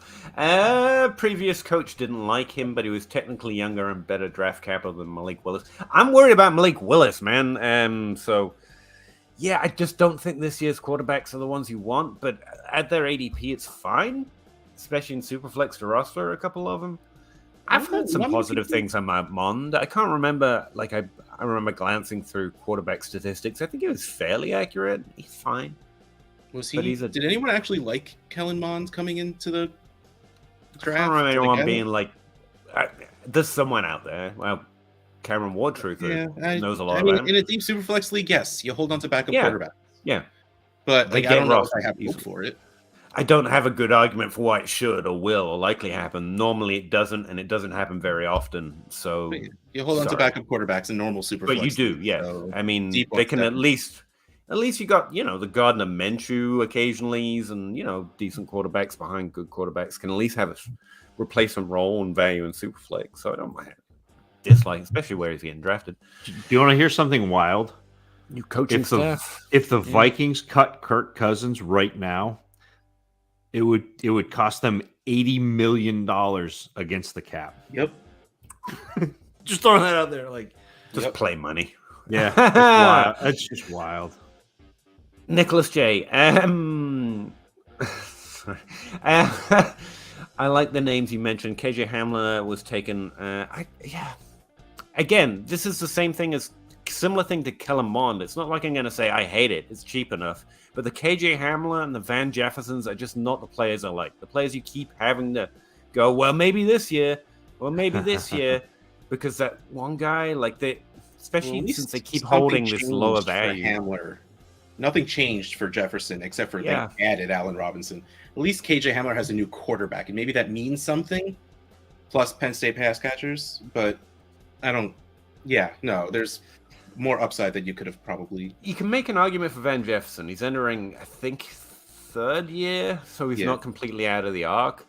But as like someone who went in on KJ Hamler, like, it hasn't been time to give up on KJ. I know I've heard a lot of RotoViz best ball content about him. I don't know how the people who make all the big money keep making the worst breakout bets. Like, research a little bit. It's not about quarterback. And anyway, they're smarter than me. What do I know? Mitchell Grady, Kellen Herbert, 23 second, 24 first. 12 team Superflex, half-point PPR. I'm competing, but think I should take this deal for the 24. Yeah, you take the first-round pick for a backup running back. Reminds me of a question I got a couple of weeks ago, and I had to run it by you because I was the same thing. It's like they shouldn't be offering a first, even though it's a few years out. And I want Herbert, but you just take the first. It's got to be somebody like handcuffing Montgomery or that sort of thing. Like, or taking his replacement. Yeah, with Montgomery. I think, especially, what makes me feel better about it is realizing that draft picks work in a six-month window. Like, in 6 months' time, suddenly it's not a pick 2 years out; it's the next draft class to target. Right. Yeah, and like, it happens real quick. So yeah, 20. I think the one I was asking about a few weeks ago was like a 25 first, and I still said yes. So, Cecil Fielder. Wait, was that a baseball player? It was. Detroit Tigers. Sounds like a good name for a player. Field. That's probably not how you say the 56 name. home runs. No, it's Cecil Fielder. Yeah. Okay. I have before E, right? 12 team Superflex, start 10 PPR. Jameson Williams, Dawson Knox, Hassan Haskins. It's like a test for me now. Can I remember the other name? A 23 third, mid to late, presumably, or Keenan Allen, Ertz, and a 23 second. Second part. I would take Keenan Allen. Keenan. Ertz is cool. Yeah. And a second decent. I don't care about Knox. I don't care about Haskins. I don't care about this is Jameson that's... for Keenan, Ertz, and an early second. Yeah, for sure. Yeah. Like, age doesn't matter when it's Keenan Allen. It's just age doesn't matter when it's Keenan Allen. That's a rule I've been living by anyway. Oh yeah, Mitchell, take the first. Take the first, Mitchell. We're there. Yeah. Joe Herbert, no running back has ever fully recovered from an Achilles injury. I mean, I think we're seeing positive signs that they can. Marlon Mack, wasn't he the one that came back pretty well last year? Like, Deontay Foreman wasn't great in the first place, and he's still that's the thing. But they came back running back level. Exactly. Like, he's doing what he should have done in the NFL. We're seeing running backs come back and still being able to play. We just haven't seen a top tier running back do it. This feels like early ACL tear. You know, they couldn't do it until they started to. They might be getting a bit better at it, but you know, a little caution's always warranted. I like the Latin, Joe. I appreciate you.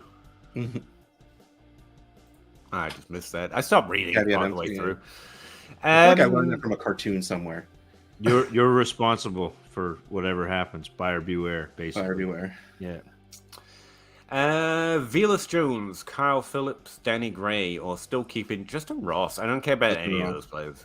I think I've heard Danny Gray is one of those, sleepers are fun thing, but Justin Ross is my fun sleeper, so I'm just going to stick with that side. Joe! Cool. Hey. I feel like I was preempted there. FF Lefty, see above, comment, question. I don't want it. I see no Joes. Anyway. No, Joe, not Joe. Not Joe. Joe. Got it. I'll list my team off so far. It's 12 team Superflex, start 10, 1 quarterback, 2 running backs, 3 wide receivers, 3 flexes, 1 Superflex. Also, I traded and got a 23 first in the startup. I think they're having a conversation I'm looking in on. This kind of sucks. Murray, Wilson, Mills, Willis. You have to fill in the names now. I don't know what the question is. You have a good team. Yeah. Is that the question? Very fancy looking team. I like it. He has asked us questions before, but if you expect me to remember things for more than 5 minutes, like, sorry. Yeah, no, it's not. It's like 55 minutes because we're so far behind. But yeah. Sorry. Zach's t-shirt is hilarious. At what? I don't understand it. I don't know what those strange symbols mean. I would have better choice if they were like hieroglyphs or Greek alphabet from the 5th century BCE. Snuggy Duck. The Snuggly Duckling? Very cool. It is a cool T-shirt. They look very nice. You're wearing them well. I don't let's go. Cowboys wide receivers injuries. Do you think CeeDee Lamb's production starts to fall off instead of increase? No, I think he breaks out into the top 12 this year. I don't think James Washington getting hurt does anything to CeeDee Lamb. Makes me sad. I liked James Washington a lot coming in. Yeah. Another one of those guys I had to give up on early, and it's painful. Yeah, decent profile, you know. Traded Eckler, AJ Brown, and a 23 second for Pittman, ETN, and a 23 first. PPR, non-superflex. Who won? You both won, because you managed to make a trade, and you're playing Dynasty like real friends. Nah, forget that. AJ Brown's side kicked the other side's ass. There you go. Yeah. I'd rather have the AJ Brown side. Yeah. It's close-ish, like whatever. But AJ Brown side this year crushes it. Yeah. Sorry, bud. Riley Bymaster. I've heard of him. That's how many tweets I read. Did we say his name was in the middle or something? Within James Washington, this is not Browns here. Appreciate the ambivalence in my SO. Yeah. That was Riley's guy. No, I love it. I love it. I mean, I don't hate Noah Brown either, to be fair. I mean, at a certain point, there's no point in hating players. Nicholas J. I heard Trubisky went 320 in drills today. How soon does Pickett take the job? So I think they're going to run Trubisky. Here's the problem with that. What they'll probably do is just end up with Najee Harris running Wildcat quarterback, which is what they should do because he's probably better than whatever else they've got. Just give me well, since that's not going to happen. It's going to be Trubisky because Pickett's been just as bad, if not worse, than. It's practice. Nobody gives a shit. I mean, chances are Trubisky's starting the season, and they'd probably rather just continue to despair under Trubisky and at least leave their fan base the hope that Pickett's in the wings for next year. Like, why confirm one of all those things? Like, if their O-line is so bad, they'll just keep the old guy in there so they don't kill the new kid. Yeah. At least let's hope he could be better. There's always Mason Rudolph. There you go. FF Lefty. Hi, it's that guy you were talking about shit about. Hi, Ryan. That's probably true. Oh, yeah. With every comment, Lefty. Sorry, man. Just generally talking shit. Recovering Ridley Truth. Guess what? 5 more weeks. Let's go. No, slow it down, man. The off season's the best season. Stop it. I have to do even more work in the season. It just confuses everything. The minute they start adding new statistics, like I hadn't finished, what's the biggest negative story you can't wait to find the answer to this season? That's a good question. I'm really interested in what happens to wide receivers and quarterbacks when they switch, because this is the first year, honestly, the first year ever we're seeing wide receivers and quarterbacks in their prime switching teams. We only have a couple of examples of that in the history. I'm really interested to see what happens. Seahawks and Russell Wilson's an interesting one in particular. I'm hoping to glean some level of insight off of that. Really, I'm excited to see Wilson with Judy and Sutton. Hill with not the Chiefs, Mahomes without Hill.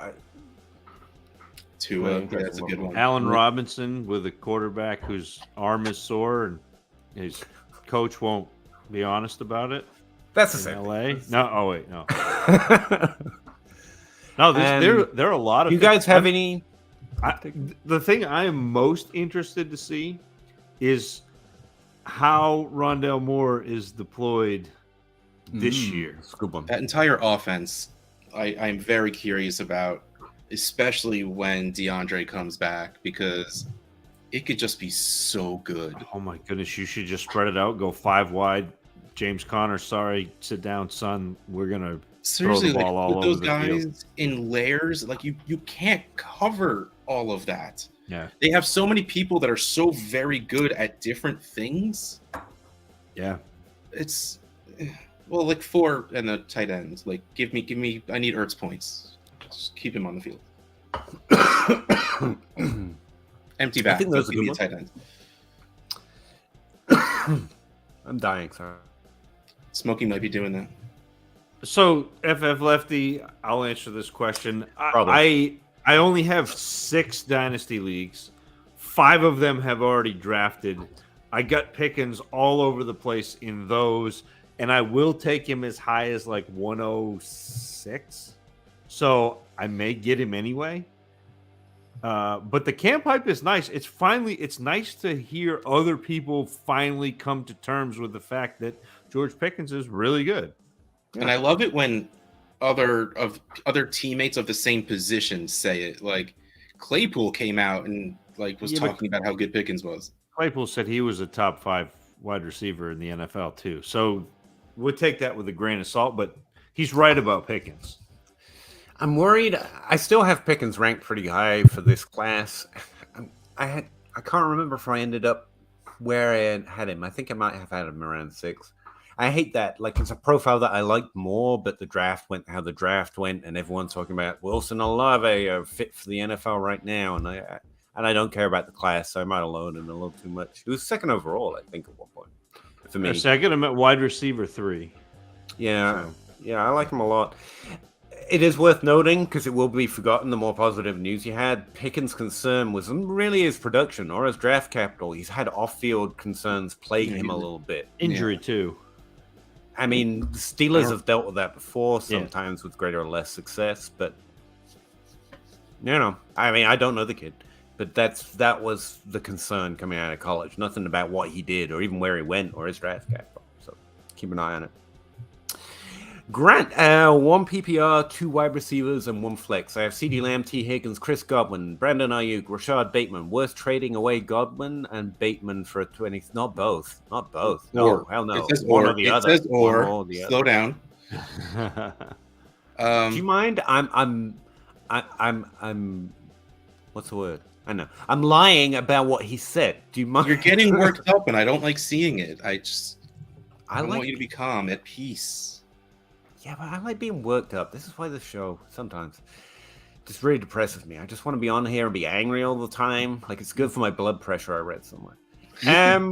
Conceivably have 5 top 24 wide receivers this year. I would not do that, by the way. I would not trade. I would give Godwin for a first. Pretty easy. Not easy on my team. But Peter, he's gonna be back before the end of this year. And he's gonna be a wide receiver, like, in the games that he plays, he's going to be a wide receiver 1. Like, honestly, you can't get a 23 first for Ayuk, but that's the only one I would try for. The rest of them, I would hold. Like, Bateman, maybe, but I don't want to, but I think you could do it. And if you really wanted a 23 first, I think that's the lowest ceiling of the rest of those players that are worth a first. Bateman's probably the only one you've got, the lowest one you've got that would get a first. I don't know. I'm interested in it. Yes, exactly. I maintain I'm on the Goblin for a first is fine. 23 first anyway. But I'm by myself, so don't listen to me. These guys, suck. No, they're better than me. It's fine. Nolan, what do you prefer? Deontay Johnson for a late 23 first or Deontay for Treylon Burks? Ooh. I mean, the first is worth more at this point, right? I would rather give up the 23 first. Yeah, for either. Yeah, probably. Yes, I'm sticking with that. If I want Deontay Johnson, locking that one in first, that I'm on a competing team that I think I'm going to win, and I have Treylon Burks, I want to hold on to Treylon Burks, and I'll get rid of the 23 first. I'm probably keeping both players in this instance. I'm waiting and seeing on Burks and Deontay. Like, I want him more than a first, even if you don't project it as late, despite how freely we say trade for first. I was reading this backwards. He's trying to get rid of Deontay Johnson. Yeah, Johnson for a late first or Deontay for Burks. Yeah. Oh. So it's Burks because you both decided you'd rather have Burks than the late first. I said I'd rather have either. To be fair. So, like, if you're going to give up Deontay Johnson, Nolan, we said Burks. But honestly, like, my order of this, I think, might be Deontay Johnson, Treylon Burks, late 23 first. So, like, I would rather just have Deontay Johnson. Yeah. Feels like we're getting a lot of Mind of Mansion stream. It must have happened before us, and now everyone's worried about Deontay Johnson a little bit, based on what. All I know is you should trade him for Terry McLaurin straight up. That's what I heard. I wouldn't maybe let that settle for a week, and maybe Deontay Johnson gets even cheaper. He's a market mover. Mansion's a market mover. He could do that.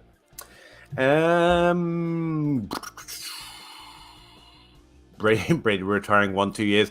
I think I'm out the business of predicting when Tom Brady retires. I've never done it, and so far I think he's going to retire last year. Yeah, then come back. It wasn't even right to project that he was going to retire when he retired. So I think I'll just, wait. FF Lefty, wait. Like Joey Galloway will unretire. We make Gallup. Just giving you a hard time.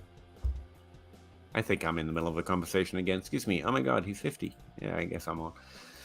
Here we go. Josh, 14-team PPR Superflex, start 9. Devontae Smith and a 23 second, or Walker and Stevenson. Smith. Strong Smith. Thanks for watching the show, by Kenneth the way. Walker. Oh, man, I could not figure it out for a second. Oh, sorry, Ken Walker and Ramondre Stevenson, just to help you out I there. totally blanked on someone whose last name was Walker. Wow.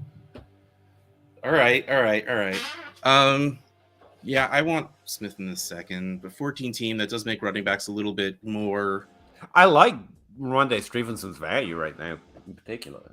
I'm also just not super high on Ken Walker. So, I mean, give me Smith. Yeah, that's the problem with me. No disagreement. I got one right, guys. Kinda. Joe. There's no reason to trade your first right now. It's a booster. Joe's disagreeing with us. We think over the next few weeks you might be able to get pretty decent value on it. Yeah, that's what I'm saying is I think, Joe, and maybe you missed it, maybe you didn't, but I think that enough people are going to talk about trading your 23 firsts that they're going to start going down a little bit in value, and then they'll come back up. So I'm just saying that I think there's going to be a micro market where you can acquire them.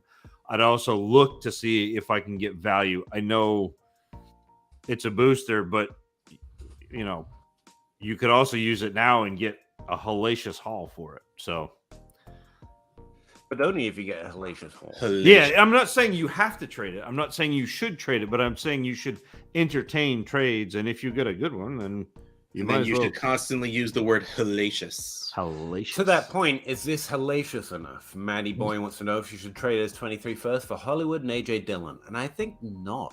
God, I hate the second for Hollywood and Dillon. I do that. Yeah, I'd rather have the first and the second, but I get it, but I like those points, and I think Dillon could easily be worth a first by the end of the season. Yep. I hope he is. No, I guess it doesn't really matter to me because I don't have him anywhere. I would trade him, but for first. I've seen way too many good Hollywood deals, enough that it drives my blood pressure up to think, can we get him a little cheaper? But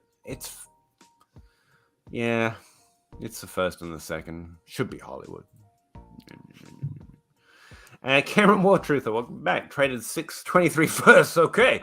He traded 623 first. Let's see what he got. And a 24 first. For Lamar, you did great. CMC, Jeff, you did good. But this is what I'm saying is test that market. If you get something hellacious. And that's hilarious. That's so you basically got CMC and Godwin for a 24 first. So wait, it's not Lamar's probably 2 3 in a super flex? Yeah. 3. It should be 3. Yeah. Okay. Fair. You got 2 that are maxed out easy. I mean, Lamar Jackson's surprisingly low in ADP in some ways. So Lamar Jackson is going 5th in DLF's ADP. Justin Jefferson is going 8th. So if Jefferson's worth 3 firsts, the guy going 3 spots ahead of him ought to be worth 3 firsts. At least one of them is first at their position. The other one is 5th. That's fair. Cameron, Ward Truther, you killed it. So there's no way of fighting this trade. Regardless of how you break it down, you did great. Just to be clear, yeah, there's an interesting conversation on who's worth what. Joe. Hi, Pete, Russ, Zach, Joe, and Lefty. Hey, Thank you very Joe. much, Joe. Appreciate that. I'm happy to get a mention.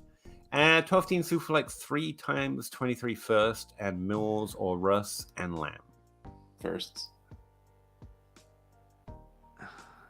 Russell Wilson and Lamb plus Mills in a Superflex for 3 first. I think that's close to hellacious. 3 firsts and Mills for Russ and Lamb. Right. I still think I take the Russ and Lamb side, but it's close. I'm not sold on Mills. Like Mills is fine, but Mills may be my third quarterback. Yeah, Mills is. If he's my QB2, I'm not happy. Yeah. I think Russ has got to be worth 2, Lamb worth 3. 2. I think either way, I like the Lamb Russ side. I just think I'm not ready for Russell Wilson. Fair enough. That's so really you don't like the Sutton and Russ. You're hurt. You're hurt. Russell Wilson left. He's in Denver. I'm hurt by what he has done to me when I had him on my fantasy teams at the end of the season. Oh, I don't care what he did to Seattle. That was Pete Carroll running. Don't worry about. Why has that man not gotten fired yet? Because he should have fired. Have you seen him without his shirt off? He's a great GIF. He sits there and chews gum. It's great. I'm sure there's a lot to managing an organization like that or a team like that. Probably pretty difficult to do, and he keeps the lights on. It's like quarterback. I mean, as much as we complain about him, there's probably not too many great coaches. A good one's probably pretty good to find. Joe Hernandez. I think I've heard of you. Sanchez? Why did I say Hernandez? You did say Hernandez. I was letting it go. I don't. I may be tired. I always remember winning the language. It's like my 5th. It's mostly just Excel at this point. I always remember when the best player in one of my leagues traded his first for Kamara a couple of years ago and won the championship. I think there's more to the story. He did right before the deadline, and Kamara was a little injured, but then he has that monster playoff game with all those touchdowns. But he still would have won the league if he traded the first for Kamara before the season. That's the thing is find the right value. Get the value, yeah. It's not necessarily about. I mean, it is about when, but it's about when you get the value. Which player are you fading that you're most afraid about exploding this year? I'm assuming he means metaphorically exploding, by the way, before anyone. Russ is McCaffrey. Fear that, Russ. I do. I have one share of it. That's more than I've ever really had before. For me, it's Drake London. That would be a big one. I don't know. I have to quantify my fear. I tell you what, I'll go with the one I've mentioned the most often in this show. Deandre Swift. I'm putting him around 27th overall. He's 15th overall. He should be a top 12 running back this year. And even if he just meets that expectation, I think being out on him will have looked like a bad take. But it's for reasons that I have explained. And I'm scared because, he could be really efficient. Jamal Williams could get less touches. I mean, a lot of reasons could see that he explodes a little bit more. I would feel like I'd give him bad advice if he blows into the top 5. Yes, that's what I was going to say. Like, if he finishes top 5, I'll say I was wrong about it. Yeah. But if he's like running back 10, I won't feel super bad about it. He's a good player on a diminished team. I mean, those guys can be efficient sometimes and do wonderful things. I got no problem with Swiss ability. That's a good question, though, Nick. I would say Gabriel Davis, but honestly, right or wrong, I have no fear of it. So it doesn't really. Yeah. I don't know what to tell you. It's like antithesis to my process. Swift is the one that I seem to be the strongest out on that I have fear on. Anyone got anyone else? Nope. I mean, Zach Wilson, but he's going QB 20, so maybe I'm not that out. I have my just in case chair. I have 121 leagues. Yeah. I might have gone too far with Zach Wilson, but I have no fear of it. He's ranked. That's got to be positional rank. I've got to have done that wrong. No. Hang on, I have to find out now. In Superflex ADP for DLF, he's going 42nd He's QB 20. Yep, that's what I had here, but I don't. Let me fact check you, Peter. I got you. No, you haven't heard mine yet. It's pretty egregious. Okay, yeah, he's drafted 42nd overall according to Superflex ADP. I have him 102nd. Ow. That's my 6th highest hate as well, just to give you some idea of it. Woo. But yeah, and I can't say I'm particularly afraid of it. I don't think he's going to finish as like a top, like Patrick Mahomes or Josh Allen. I mean, that would be devastating to me, but there you go. Wait, more importantly, chances are I won't be here by the time we get to this. Mr. Scampers asks, shredded beef, chicken, or pork tacos? Oh, I like pork with a mango salsa, little lime. Pork is very easily the answer for me. I never get a pork option. It's always beef or chicken. And to be fair, those definitions are a little loose with tacos in Eastern Kentucky. So I don't know. It's like, yeah, I was about to say, that's just a your chicken. region thing. I always go chicken because the beef out of the can is not my thing. Carnitas, man. And it's not like Pork my small tacos. town. You can go to Richmond, which is a bigger town pretty close to us, or Winchester. I think they all get supplied by the same place, and they make some great Mexican food, like really good Mexican food. But the beef in particular is a little. I've got that in a can at home, but the chicken's excellent. So I get chicken. The job before this one, I had there was every kind of Hispanic food all around us. It was just the greatest eating job of my life. Like, I went to work. I hated 7 of the 8 hours, but that 1 hour was fantastic. That 1 hour is great. No, it's great. Now, I miss Indian and Chinese food. There's some Chinese around here, but not much. But Mexican has been opened up to me since moving to America in Kentucky. I mean, it's a little eaten before. It's pretty closer proximity than yeah. Well, England. Yeah. Say that. What's good with your boys, man? I'm not cool enough to read sentences like that. Give me some kind of help here, like translate it into nerd Zuli. I'm very good. Thank you very much. Hi, how are you doing today? I got there in the end, but like I got what he was saying. I just can't read it coolly. Matty Boy, 10 team Superflex top 10. Would you trade a 23 first and second for Hollywood? We've been here, right? Is there a glitch in the Matrix? Is that what's happening? It's a glitch. Kenneth, 10 team 2 QB Dynasty PPR contender. Which side of the trade do you like? Tua, Mixon, Hill, Connor, or Stafford, Pittman, AJ Brown, Sutton? It's B, but this is the obligatory James Conner. Yeah, it's the obligatory James Conner question. It's really hard to be high on Tua right now. It's really annoying me. No, it's not. I love Tua. I love Tua. I like Mac Jones as well, but their consensus ranks are a little higher than I expected. I mean, dynasty players like them. Dynasty rankers like them. Dynasty Superflex, not so much. ADPs, not so much. I'm not saying sentences so much at this point, so I should probably move on. Yeah, I think I like side B here a lot. Like Stafford over Tua. Ouch. Pittman, sure. AJ Brown over Mixon and Hill. I think that's the nicest thing I've ever heard you say about Pittman. Well, Sutton plus Pittman seems to be like an extra here. Like Hill versus AJ Brown, I could see that being close, but then you've got Connor versus Pittman and Sutton. I don't get that. Ridley Truth. Should Jerry Judy and Brandon Ayuk, see me playing my game again, and ADP be as far off as they currently are? I had this discussion in a league today. I think Ayuk's ADP is a little off.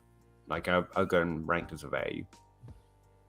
So no, they shouldn't be that far off. In my opinion. What are they? Hold on. I have to look at everything. All right, so in the analyzer, Ayuk is worth 140 and Judy is worth 232. Yeah, Brandon Ayuk is ranked 111th overall in Superflex ADP right now. It just seems too low. It's the reaction to last year because everyone thought Ayuk was going to have the top 12 breakout. Not everyone. It feels really weird because it feels like everyone wants to be wrong twice. Like to have been on Debo last year and now to be on Ayuk's value. I'm like, come on, people, it's not that hard. Ayuk was doing pretty well towards the end of the year. Yeah, no, he's good. Doing great. He's still a good. It's yeah. Oh, sorry, I misunderstood them. No, I think he is a value. Like last year, I thought Debo was the wide receiver one on the offense, as he was, and then everyone who was arguing against me is like, Brandon Ayuk is now trash. Then it's like, no, your arguments are actually pretty decent. He was a great rookie. He did well last year. Like, why would you hate him now? The only scary thing about the San Francisco offense is Trey Lance and whether or not he's going to sustain that volume of passing. Like, that's the thing. Burke, stay flexing on Twitter, goons. I like the sentiment again. Your language is so much cooler than mine. We will keep the flexing up. Yes. Appreciate you, man. Thank you. Joe, I'm betting on Burks being a bust, but you never know. Why are you so mean that you'd bet on someone being a bust? What's wrong with you, man? Yeah. I once made Daniel Jones a bust. That was different. Burks over London. That's all you have to do to say it. Like, Drake London is a wide receiver 13 in Dynasty Superflex right now. You all lost damn minds. Traylon Burks, thank you. Thick Kings stay winning. Man, you are breaking. Does not Peter's sound brain. good coming off my tongue. I'm sorry. I'm trying my best. Real talk. 12-team Superflex tight end premium start up picking from the 12th spot. Who are your targets? We're thinking Watson and Lance, but considering Dak, Stafford, Pitts. So who are you taking 12th overall, right? My order, honestly, Najee's the bottom of this list. Okay, order. Dak, Lance, Watson, Pitts, Stafford, Najee. Tight end premium, though. I have Jalen Waddle as the 12th overall pick. He's probably available. So. I was looking at these players specifically because I was too lazy to think of other people. Yeah. Yeah, but I'd still put. No, I stick with that. I still think Pitts should be below. I don't have him in the top 12. I think it's for me. It's like mine. Dak, and then. That's the thing. It's about who's available. So it's like Dak, and then I'm going to the gelato place and get a coin and flip it for Pitts and Najee. Like 7 players there. Yeah. Yeah, I've got out. Well, you're gonna take 2 of them because you're at the 12th spot, right? Aren't we coming back around? Fair. You get 2 of them. All right. That's probably why he's got dual picks. So do you have to get 2 Sundays so you can get 2 quarters? I mean, I don't have to, but I'm going to. According, CD Lamb and Jalen Waddle are ranked 11th and 12th in my overall ranks, and both should very much be available at that turn. So those are probably the 2 players I'm taking, unless someone like Dak Prescott, Joe Burrow, Jalen, one of the quarterbacks above that has fallen. That's probably the way I'm going in most. I would take Dak above those wide receivers. Yeah, but those are very good wide receivers that I'd be happy to have on my team. Like if my top 7 quarterbacks are gone, I'd just default to those 2 probably. So I'm assuming Jefferson and Chase are already gone. So. Here's the question I think though for me, Peter, that I'm going to pose to you and to Russ. So I would take Dak. I would take Dak like first and not even hesitate. Then the Watson or Lance thing is really interesting coming around that turn. Would you and to me it's down to those 2 or Pitts, I think, is what I would do. So would you take Watson or Lance, knowing what we know or what we don't know about Watson's situation? Pitts. Huh? I would avoid them both and take Pitts. I wouldn't take him on the 1-2 turn. I would not take Watson or Lance. I would just take Pitts and figure it out later. I would take Pitts and figure it out later. Yeah, I don't have either ranked near that. If you're asking who my quarterback 13 is, that's slightly different. Or quarterback 12 is or whatever. Right. So Dak, Pitts, and then come back and take Kirk Cousins in the next round and be happy. Yeah, a couple of rounds at this point. I was talking about this for a podcast. I did not hastily record just before doing this show because I forgot to record it last week.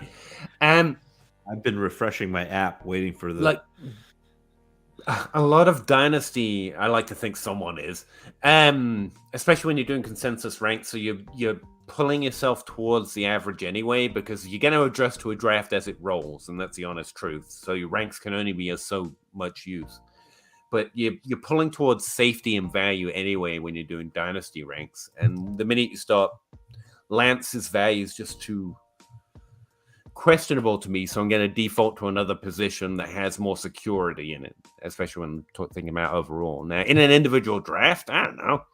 I mean, you could see yourself going that way if you feel the way that position's running hot. But I also try to avoid, falling into the runs. Like, just because everyone else is drafting quarterback, I'll take the value that it's letting fall. Sorry, I'm getting into this question too deep, but it's interesting. Yeah.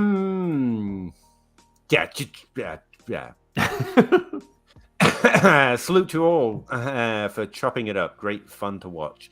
He almost made that sound less so uncool that I'm able to read it, but not quite. I really appreciate it, man. Thanks very much. I'm happy to talk with you. Joe, if Twitter is constantly critiquing a rookie player, then he probably good. If Twitter is constantly trying to pop up a rookie player. Yeah. Jacob Rickroad, who me and Zach were talking to on my podcast, and I know I was talking to Russ a lot as well. He actually had an idea once of only drafting players Twitter hates. And it actually would probably work out pretty well, to be honest. We like to have our strong opinions. I think it would have worked out better like 3 years ago, because now there's just so much on it. Like every player's getting love and hate and hot takes like thrown at them all the time now. Like it's really hard to parse for me.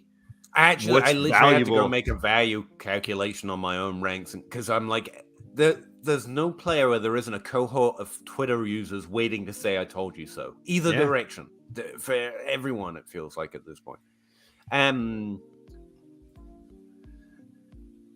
Peter talking reckless on Bo Melton. Am I?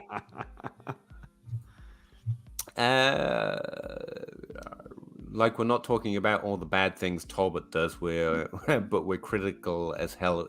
Yeah, I think that's somewhat consistent as well. The higher you draft a player, the more worried you are about the minutia, because you're spending more. It's like requiring, I don't know, what was I thinking? No, that sucks. But yeah, you're right. And it's too extreme quite often. Like, Talbot's fine, but I'm not excited. I don't think he's as good a prospect as Gallup was, for example. And it does help to put it in different contexts to see if you're just excited about the value or excited about the player. That's one way I think about it. No Talbot slander. We've been told. Juju Finna, either of those Sky Moore shares. You hate to intuit it. This is like the anti-Peter. This is the anti. This is the guy. But agrees with Peter. I think he's agreeing. Yeah. Juju for life is what I'm. I'm not trying to be a dick. Honestly, I have a hard time understanding. At a certain point, I will learn about slang like 4 years late. So sometimes I'm just saying, I do believe this is Juju hype, and I appreciate it. I don't get on Twitter, yet I survive somehow, right? Like, I was talking before the stream, like, I have been not absent. I've been on Twitter, but I haven't really been paying attention to it. It's why I'm behind on the news too, because that's where I get my news. It's the best place, right? There's never anything fake on Twitter.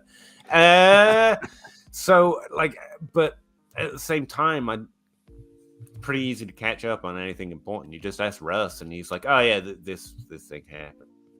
It's fine. All right. I was just trying to get your attention. Gavin Grant, Tua, T-Law, Trubisky, and Pickett as my quarterbacks in Superflex. Would you send 223 firsts and one of those guys for a top 8 quarterback? 2 firsts. Trubisky's worth less than a first, so yes. Pickett, yes. Trevor Lawrence, no. That's too much. And by top Like if 8, like Trubisky or Pickett, yes. The rest of them, no. Yeah. That's what I'd say. It's a really weird, shitty little rule of top players should be valued as 3 top first, but you'd be surprised how useful I find it. Joe Herbert, same, man. Thank you. Certified Goon Bro, we out here. Appreciate you, Lefty. Nicholas J. I did this trade in Dynasty Startup, traded away 4.07607. Got a 23 first, 23 third, and the 805, 1005, 1205. What you think? This is a super flex, and the guy I traded with is the only guy in the league with 1 quarterback. So he was trying to. So he had to make the trade to go move up. I mean, my brain is not active enough to fully compute this, but I think you did fine. Yeah, there's a lot going on in there, and I struggle with startup phase, but it looks to me like you got a decent haul. But yeah, it's got that first thrown in there. Yeah, I would. I think be a little hesitant to trade the 4th round, 6th round to get 8, 10, 12 back, but I do like getting the 23 first back. I think that kind of negates your It kind of fits with what we were saying about startups this year. Kind of. Yeah. See, the thing is why I love this, because let's assume this is the only trade he's done. He now has 2 picks in the 8th, 10th, and 12th. I'm packaging all day to move up rounds. I'm going to put a 7th and an 8th to get up into the 6th, get a 10th back, giving me 3 10ths, and then I'll package 2 10ths to get up into the 8th. You know, this is how I love doing startups now. So, I really trade one big trade down and then package back up almost. Anytime you make a trade, regardless if you're up or down, you get a later round thrown in because you will always be able to use that to package and move up again, or move up in the first place. So, yeah, I don't think this is that much lost value because of what you can do with it from there.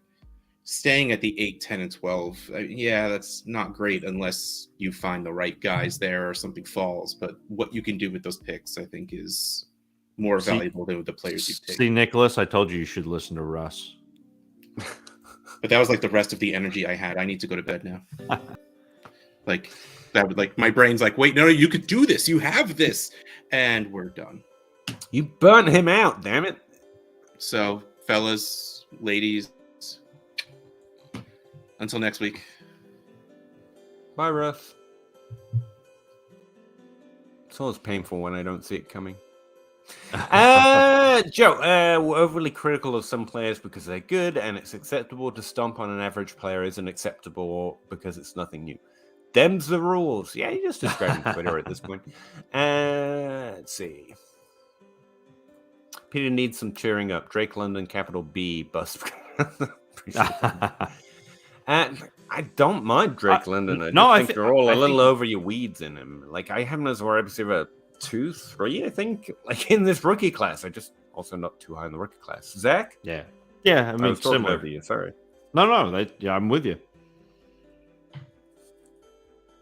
Don't just hold. Fade all the noise unless the guy is showing up or is drunk. Yeah, mostly I just avoid the off-season news. I do like hearing positive things. Positive things are not negative. Negative things are nothing to me. Does that make sense? I don't move anyone up or down based on the news, but I am a little hopeful that positive news is at least tracking with something that I hope happens. Wait, who? I don't know. Wide receiver 13 and overall startup is just it's too heavy for me. That. Let's see. There is a justification because value, right? As long as he has a decent season, But in order to get that kind of value, you're looking at a Jamar Chase, you're looking at an amazing rookie season. You can't just have a pretty decent rookie season to be worth that to me. And yeah, he could also bust. Mm-hmm. Keenan Allen is a fine wine of route technicians. You see, Russ left too early. That's what I think. Jameson is certified, bro. Traded up to 1.01, I'm assuming. in multiple leagues just to take him ahead of ADP. I happen to know a former co-host of mine likes him pretty well. I think he's fine. I think he's got pretty good potential. I have him ranked reasonably high. Like I said, I can't remember if I had him over Pickens because of draft capital or not. Jameson's got an injury he's trying to get over from, right? Yeah.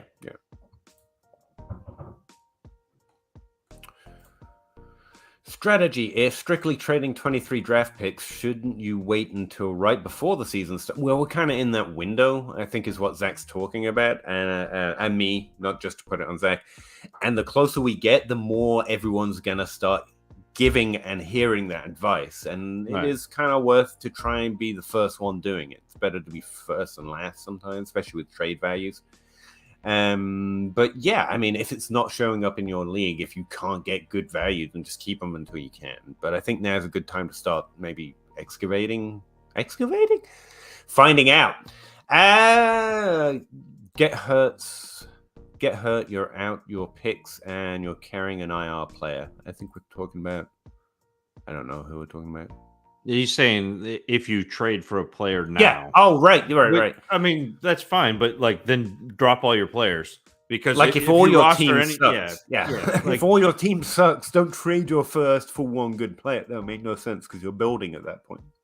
But I get what TK is saying, but what I'm saying is if you get good value for those picks, make that trade. Like I would rather win this year than hope that I do well in that draft class. I think I will do well in that draft class, but I would rather win now. I'd rather increase my chances of doing well this year at decent value, at least, than prophesize that I have exponentially more value later on. And I don't want to like I'm not going to be afraid of a theoretical or hypothetical injury. Like I'm just not. Same about the Cardinals. Still don't get the Kyler ADP dip this year. Yeah, I've been trying to wrap my head around that because a few people that I really like and follow closely because they tend to have sharp takes, they're talking about him not having upside or not being quite the level of quarterback of Mahomes. And well, not now that they took out the clause that he's got to study film for 2 hours. Oh, God, he's gonna suck. No, what strikes me is that Justin Herbert is a QB2 in Superflex ADP, and that doesn't get enough talk. Like that's the one that stands out to me. Like I like Herbert a lot, but to draft him above Mahomes, Burrow, Jackson, Murray, that strongly seems interesting. James Cook will have a Nyheim Hines career, and that's great, especially because I won't be drafting him in the first. Yeah, I think Rich Man's Nyheim Hines is really somewhat of a good comparison. Like, that's kind of what I expect. James White with draft capital kind of a thing, but James White was a top 12 running back at some point because he was the only one on the team. But yeah, I think it's going to be decent. A first round pick on a running back with that kind of outcome is odd, but it's a weak class. Zach's just nodding, so I am. I like. Flowerasaurus. I nearly got that one. 12 team Flowosaurus. Start 9. Carr, Najee Harris. 24 second for my Pittman and Lance. I shouldn't feel low. Hang on. Start 9. 12 team.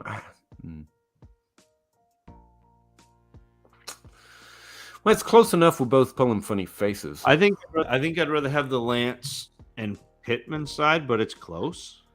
I like that Harris, but I think it's the Lance side, but that's a fairly well balanced trade. I think it's well made for both sides. How many trades do you guys average per week? Not like I'm lucky to get one a week. I don't think I crest a whole number. Yeah, like, I'm probably like 2, but I have 6. I have 6 leagues, so that's it. So it's not like if Russ was still here, he'd tell you like 40, 50, because he's got 25 or 30 teams, and that's what he does. But probably on average, if you took the whole year, I'd probably send out about 10 trade offers a week if you take in the busy times to even out the low times. But as far as getting trades done, I'm lucky to get 4 done in an entire year. And I binge. League. So like that's the thing. I do it in. And again, it's the micro market thing for me. So I'll identify players that I want at times that I want them, and just be like, okay, boom, boom, boom, boom, boom, boom, boom. See what I get. If I get it, great. If not, and sometimes that spurs me to do another trade or look for other trades, and then I'll have times when I'm just like, I'm bored. I'm good. Yeah. And then I'm like, I haven't done anything in a while. I should go see if any of those values have changed. So I'll send out some trade offers and the guys I want or don't want to try and get them off my roster. I think the interesting thing is, and you mentioned this before the stream, is I'm a very active Dynasty player, obviously, in my leagues. But I do go through periods when I'm doing stuff, and the rest of the time, again, I have to try to get my attention. But, or I'm whatever. But even then, even though I'm not Russ. In 3 years, my team will likely not have one of the same players on. Like my entire roster will change over a 3-year period, even though I'm not as active in trading as Russ. And I think sometimes that's missed when talking about the 3 and the 5 year trading value windows. Like your playing is going to change a lot, even if you're moderately capable of executing trades or below average, like myself. Yeah.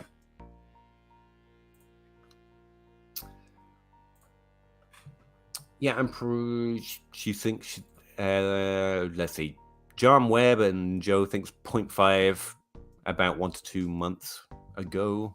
Yeah, I think it depends on the time of year. I think I'd be very lucky to be averaging an entire person a month, let alone a week. An entire player a week.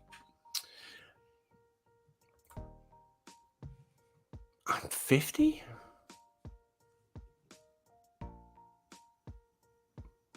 Peter's 50. I'm 50. I'm just 50. A little shook by this. Like I'm not. Aren't you younger? You're younger than I am 50. By quite a sight. God damn! I thought I looked younger than I was. I'm starting to question that. Dynasty is taking its toll. Apparently, I average 0 trades a week. It's rare in my league culture. Yeah, and that's the other part. Unless you got Russ in your league, or someone like Russ, or a lot of people like Russ. Honestly, trades getting executed. Trade offers will probably be a fair way to monitor it. Ramondre Stevenson is spiking at the moment. That sucks. I kind of like him where he is. His ADP is still decent, but if he's getting a lot of hype, it might be harder. What would you trade for Ramondre Stevenson right now? I think a second's a decent offer, and one I'd be interested in him in that. Yeah, I think that's about where I would. I mean, I'm willing to give up a second because he could be interesting in that offense. I think that a lot of the people who have Ramondre Stevenson rostered are Ramondre Stevenson people. So I was going to say, like you probably I would trade him away for a second plus a player that I liked. But that player I liked isn't just some random real deep sleeper. It would have to be a player I really considered should be a second. So he's a hold or a trade for me right now.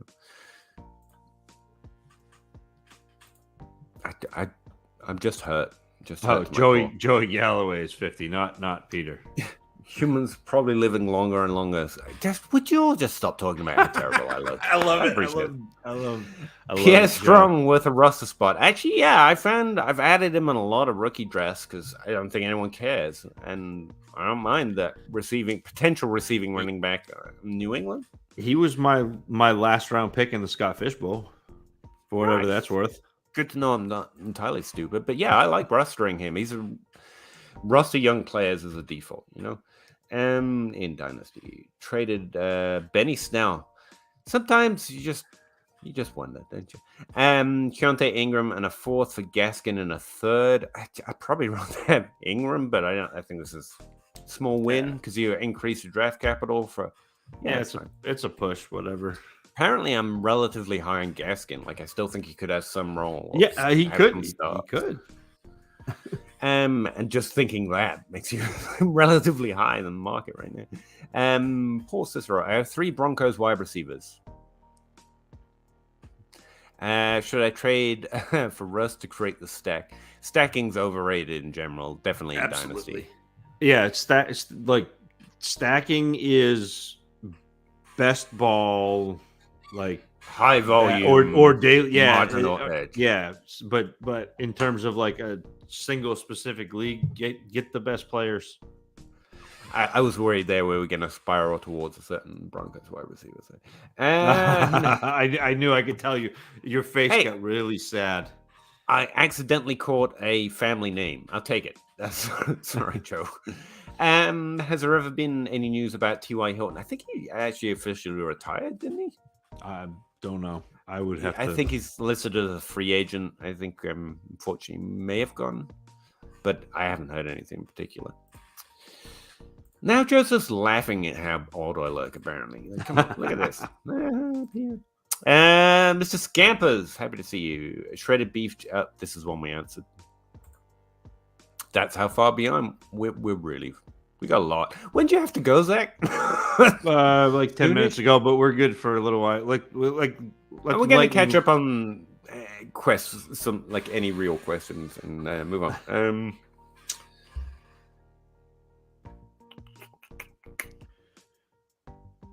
Just did my first redraft.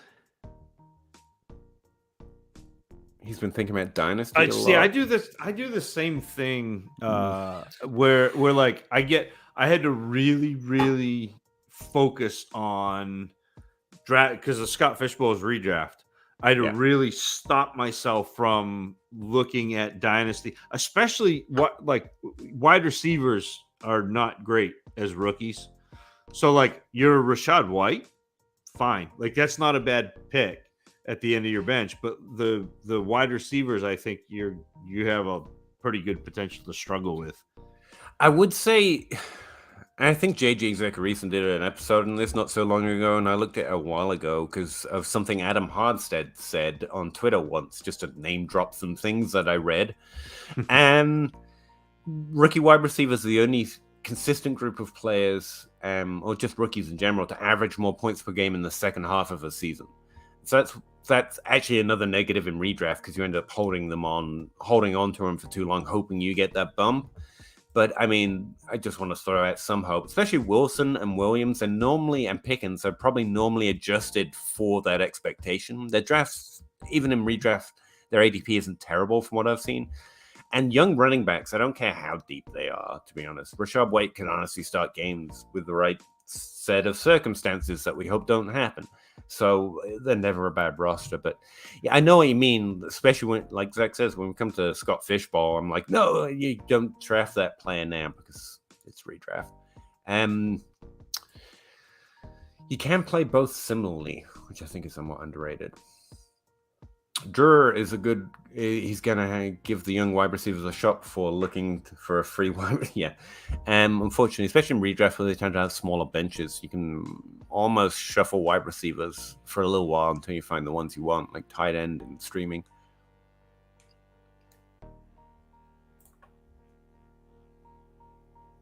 I'm looking for questions. I really appreciate all your comments, and I love to sit here talking with you all night. You know I do. But you know, even I have to be up in the morning at some point. Oh, a repeat question, I'm sure. Curtis Samuel or Terrence Marshall Jr. Terrence Marshall at this point. Again, it's like an exaggerated Brandon Ayuk trend. Like everyone who loved him now thinks he's terrible. And since I thought he was going to be terrible, now I'm like, wow, he's still within the breakout arc, and Curtis Samuel freaking isn't. So, you know. That's fair, Peter. That's fair. Don't get it wrong twice. If you zigged and it turned out you should have zagged, you have to zig again. You know what I mean? In order to catch up. Sometimes you just got to catch up, and it's hard, but you got to swallow that pill.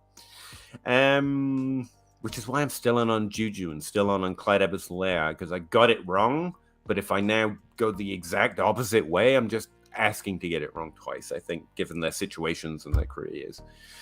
407-607. If labeled with a player like Mixon and Montgomery, that's is going back to yeah.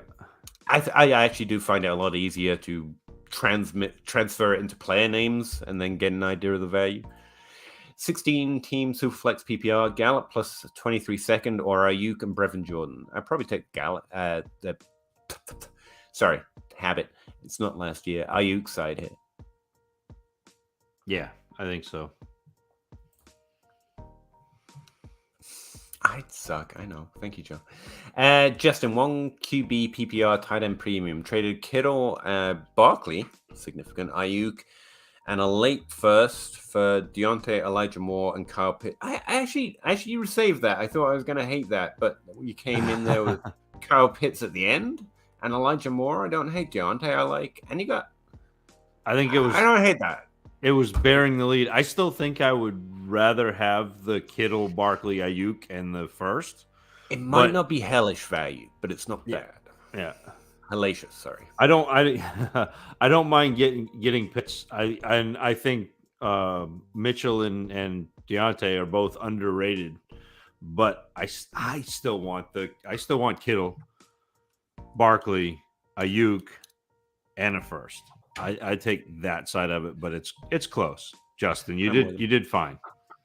Florosaurus says he's going to stick with Lance, so I hope we're right.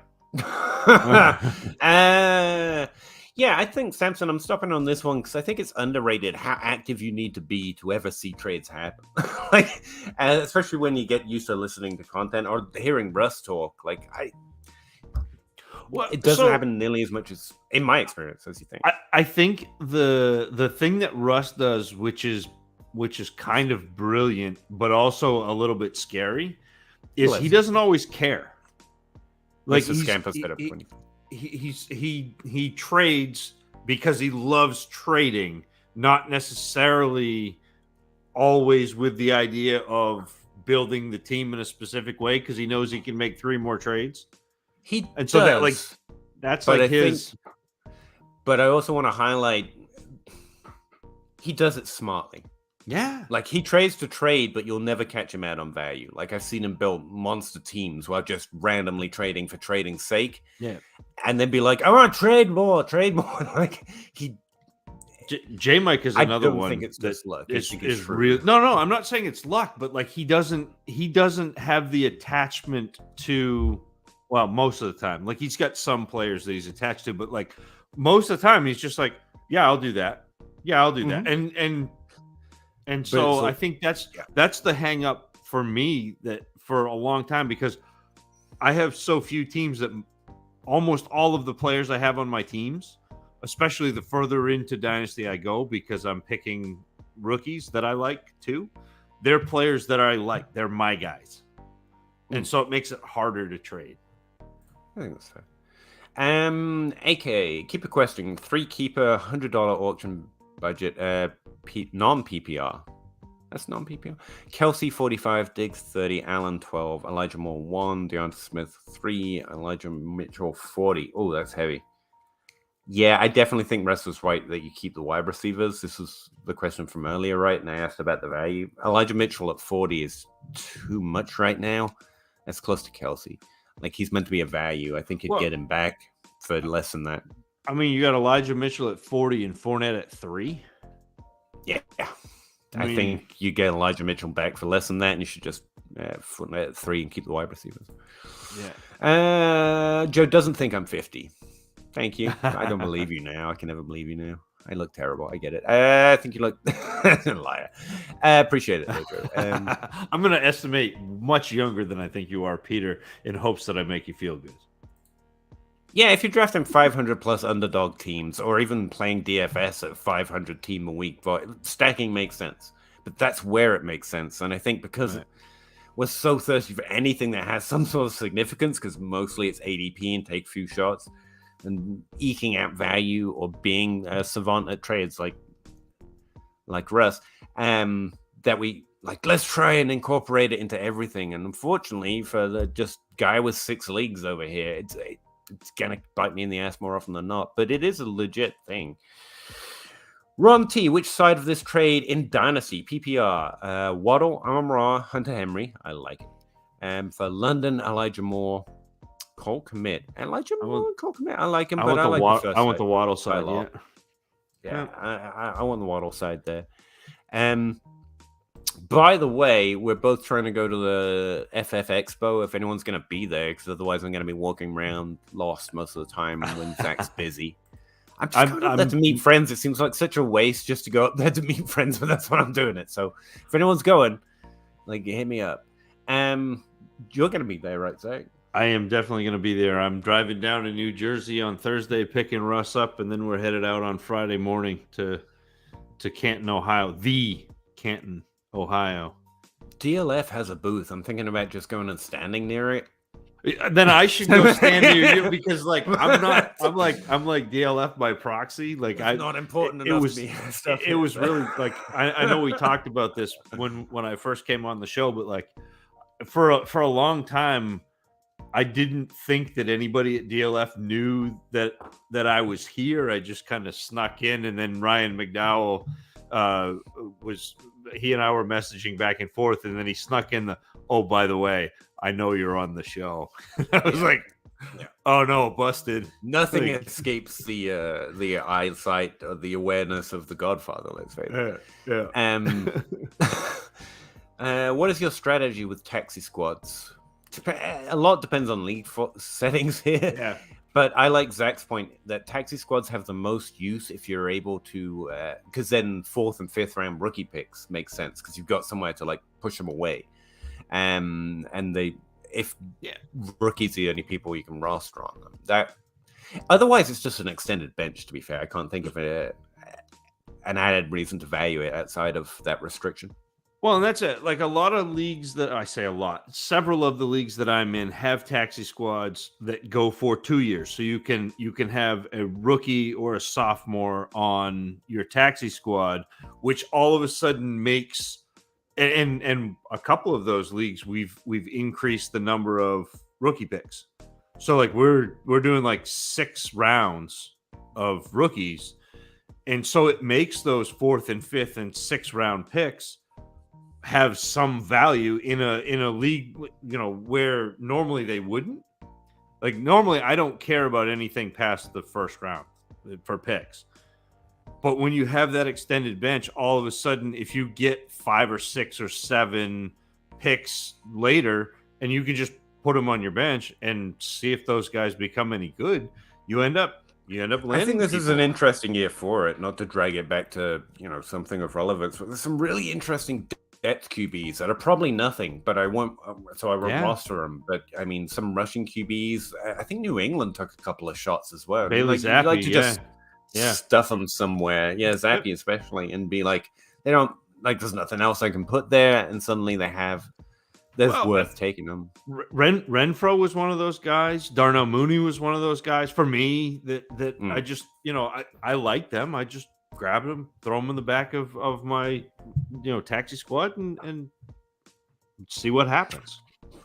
What up, Open24? Really appreciate it. I'm glad you can make it tonight again.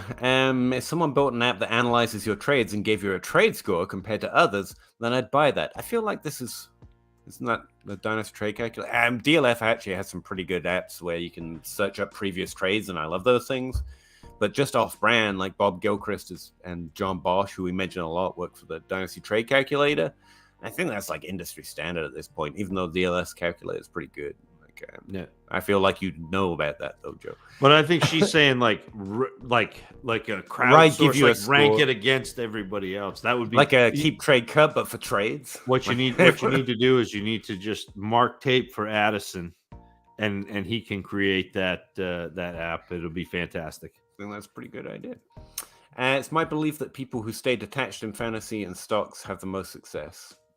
Yeah, I think so too. But it's hard because people aren't rational by definition. Like people want to care about things, people want to dream on things, and so I agree with you, Joe. It's why I spend so much time talking about psychology. I think some of the best economists look at it from a humanist, a psychological perspective. I mean, Daniel Kahneman, who won a Nobel Prize for economy, that's what he did. He was like a psychological economist. I think that's absolutely brilliant, and I completely agree, Joe. I just track career year. Like I'm way down there. But yeah, Ron, really appreciate it, man. Thanks very much. Mr. Scampers, I mean, it's in a couple of weeks, but I'll make the trip up there in 2026 too, if you're going to be there. Joe says she's excited about Zach. Me too, in general. I'm skim reading, obviously. If your rookie draft has more than 3 rounds, you need a taxi squad. Fair. When in Canton, try a pizza oven pizza. That I'll try my best, but I might be eating food I find in the couch. I'm telling you, Samantha's downtown, which is right across from our hotel, that's the way to go. All right. Yeah. No, I'm looking forward to it, but I'm going through pangs. Like I just spent money on a hotel that's basically going to cost half what it is to fix my transmission in my truck. And I talked about it with my wife again. She's like, Pete, if you're going to keep doing this, you got to go meet some people that hire some people to do this because otherwise, just not fine. So yeah, sure. But it's Expo 2022. Get PD paid. But that's the thing. Like, I know I'm just going to get up there and going to be like, there's the booth with all the people I should meet. Oh, but there's Zach. Like, it's just an excuse to meet Zach. And I'm hoping J Mike's there. And I hear Dynasty Outhouse gives out hugs. Like, I'm probably not going to get one. He doesn't like me that much. But like, I could hug him when he's not looking. And that's exciting to me. So, yeah, I don't know. It should be a lot of fun, I hear. Last year was. I heard complaints that it was more about... analysts meeting analysts. So just be clear, I don't think I'm of that ilk. If you're going, let me know. I'm looking to meet friends. So but the people who were complaining about that were analysts. Like it was because they were trying to make money. Stop doing it. Like no, but like it's not necessarily for analysts. It's for everybody. Like come hang out. Come like be a part of it. Like part of the most fun I had was. Russ and I were standing there talking, and all of a sudden these 2 guys came up and they just started hanging out with us, and we went out for hot dogs, and they, they were just guys who listen to fantasy football podcasts, and they were sitting there listening to Russ and I talk. We're like, what are you guys doing? Like, let's go. So anyway. Yeah. But yeah, I'm trying to justify it as some sort of pretend work trip, but really it's just I just want to go meet some of my friends, which feels guilt-ridden. But I'm really looking forward to it if I finish up my preparation. So, again, really appreciate it, guys. Always fun. You wore Dynasty Outhouse out like you do every week. I don't know how you do it. Normally he's unfatigable, but it's pretty cool. And yeah, always a blast talking to you. But I think we're gonna head out. Look over there. Thank you.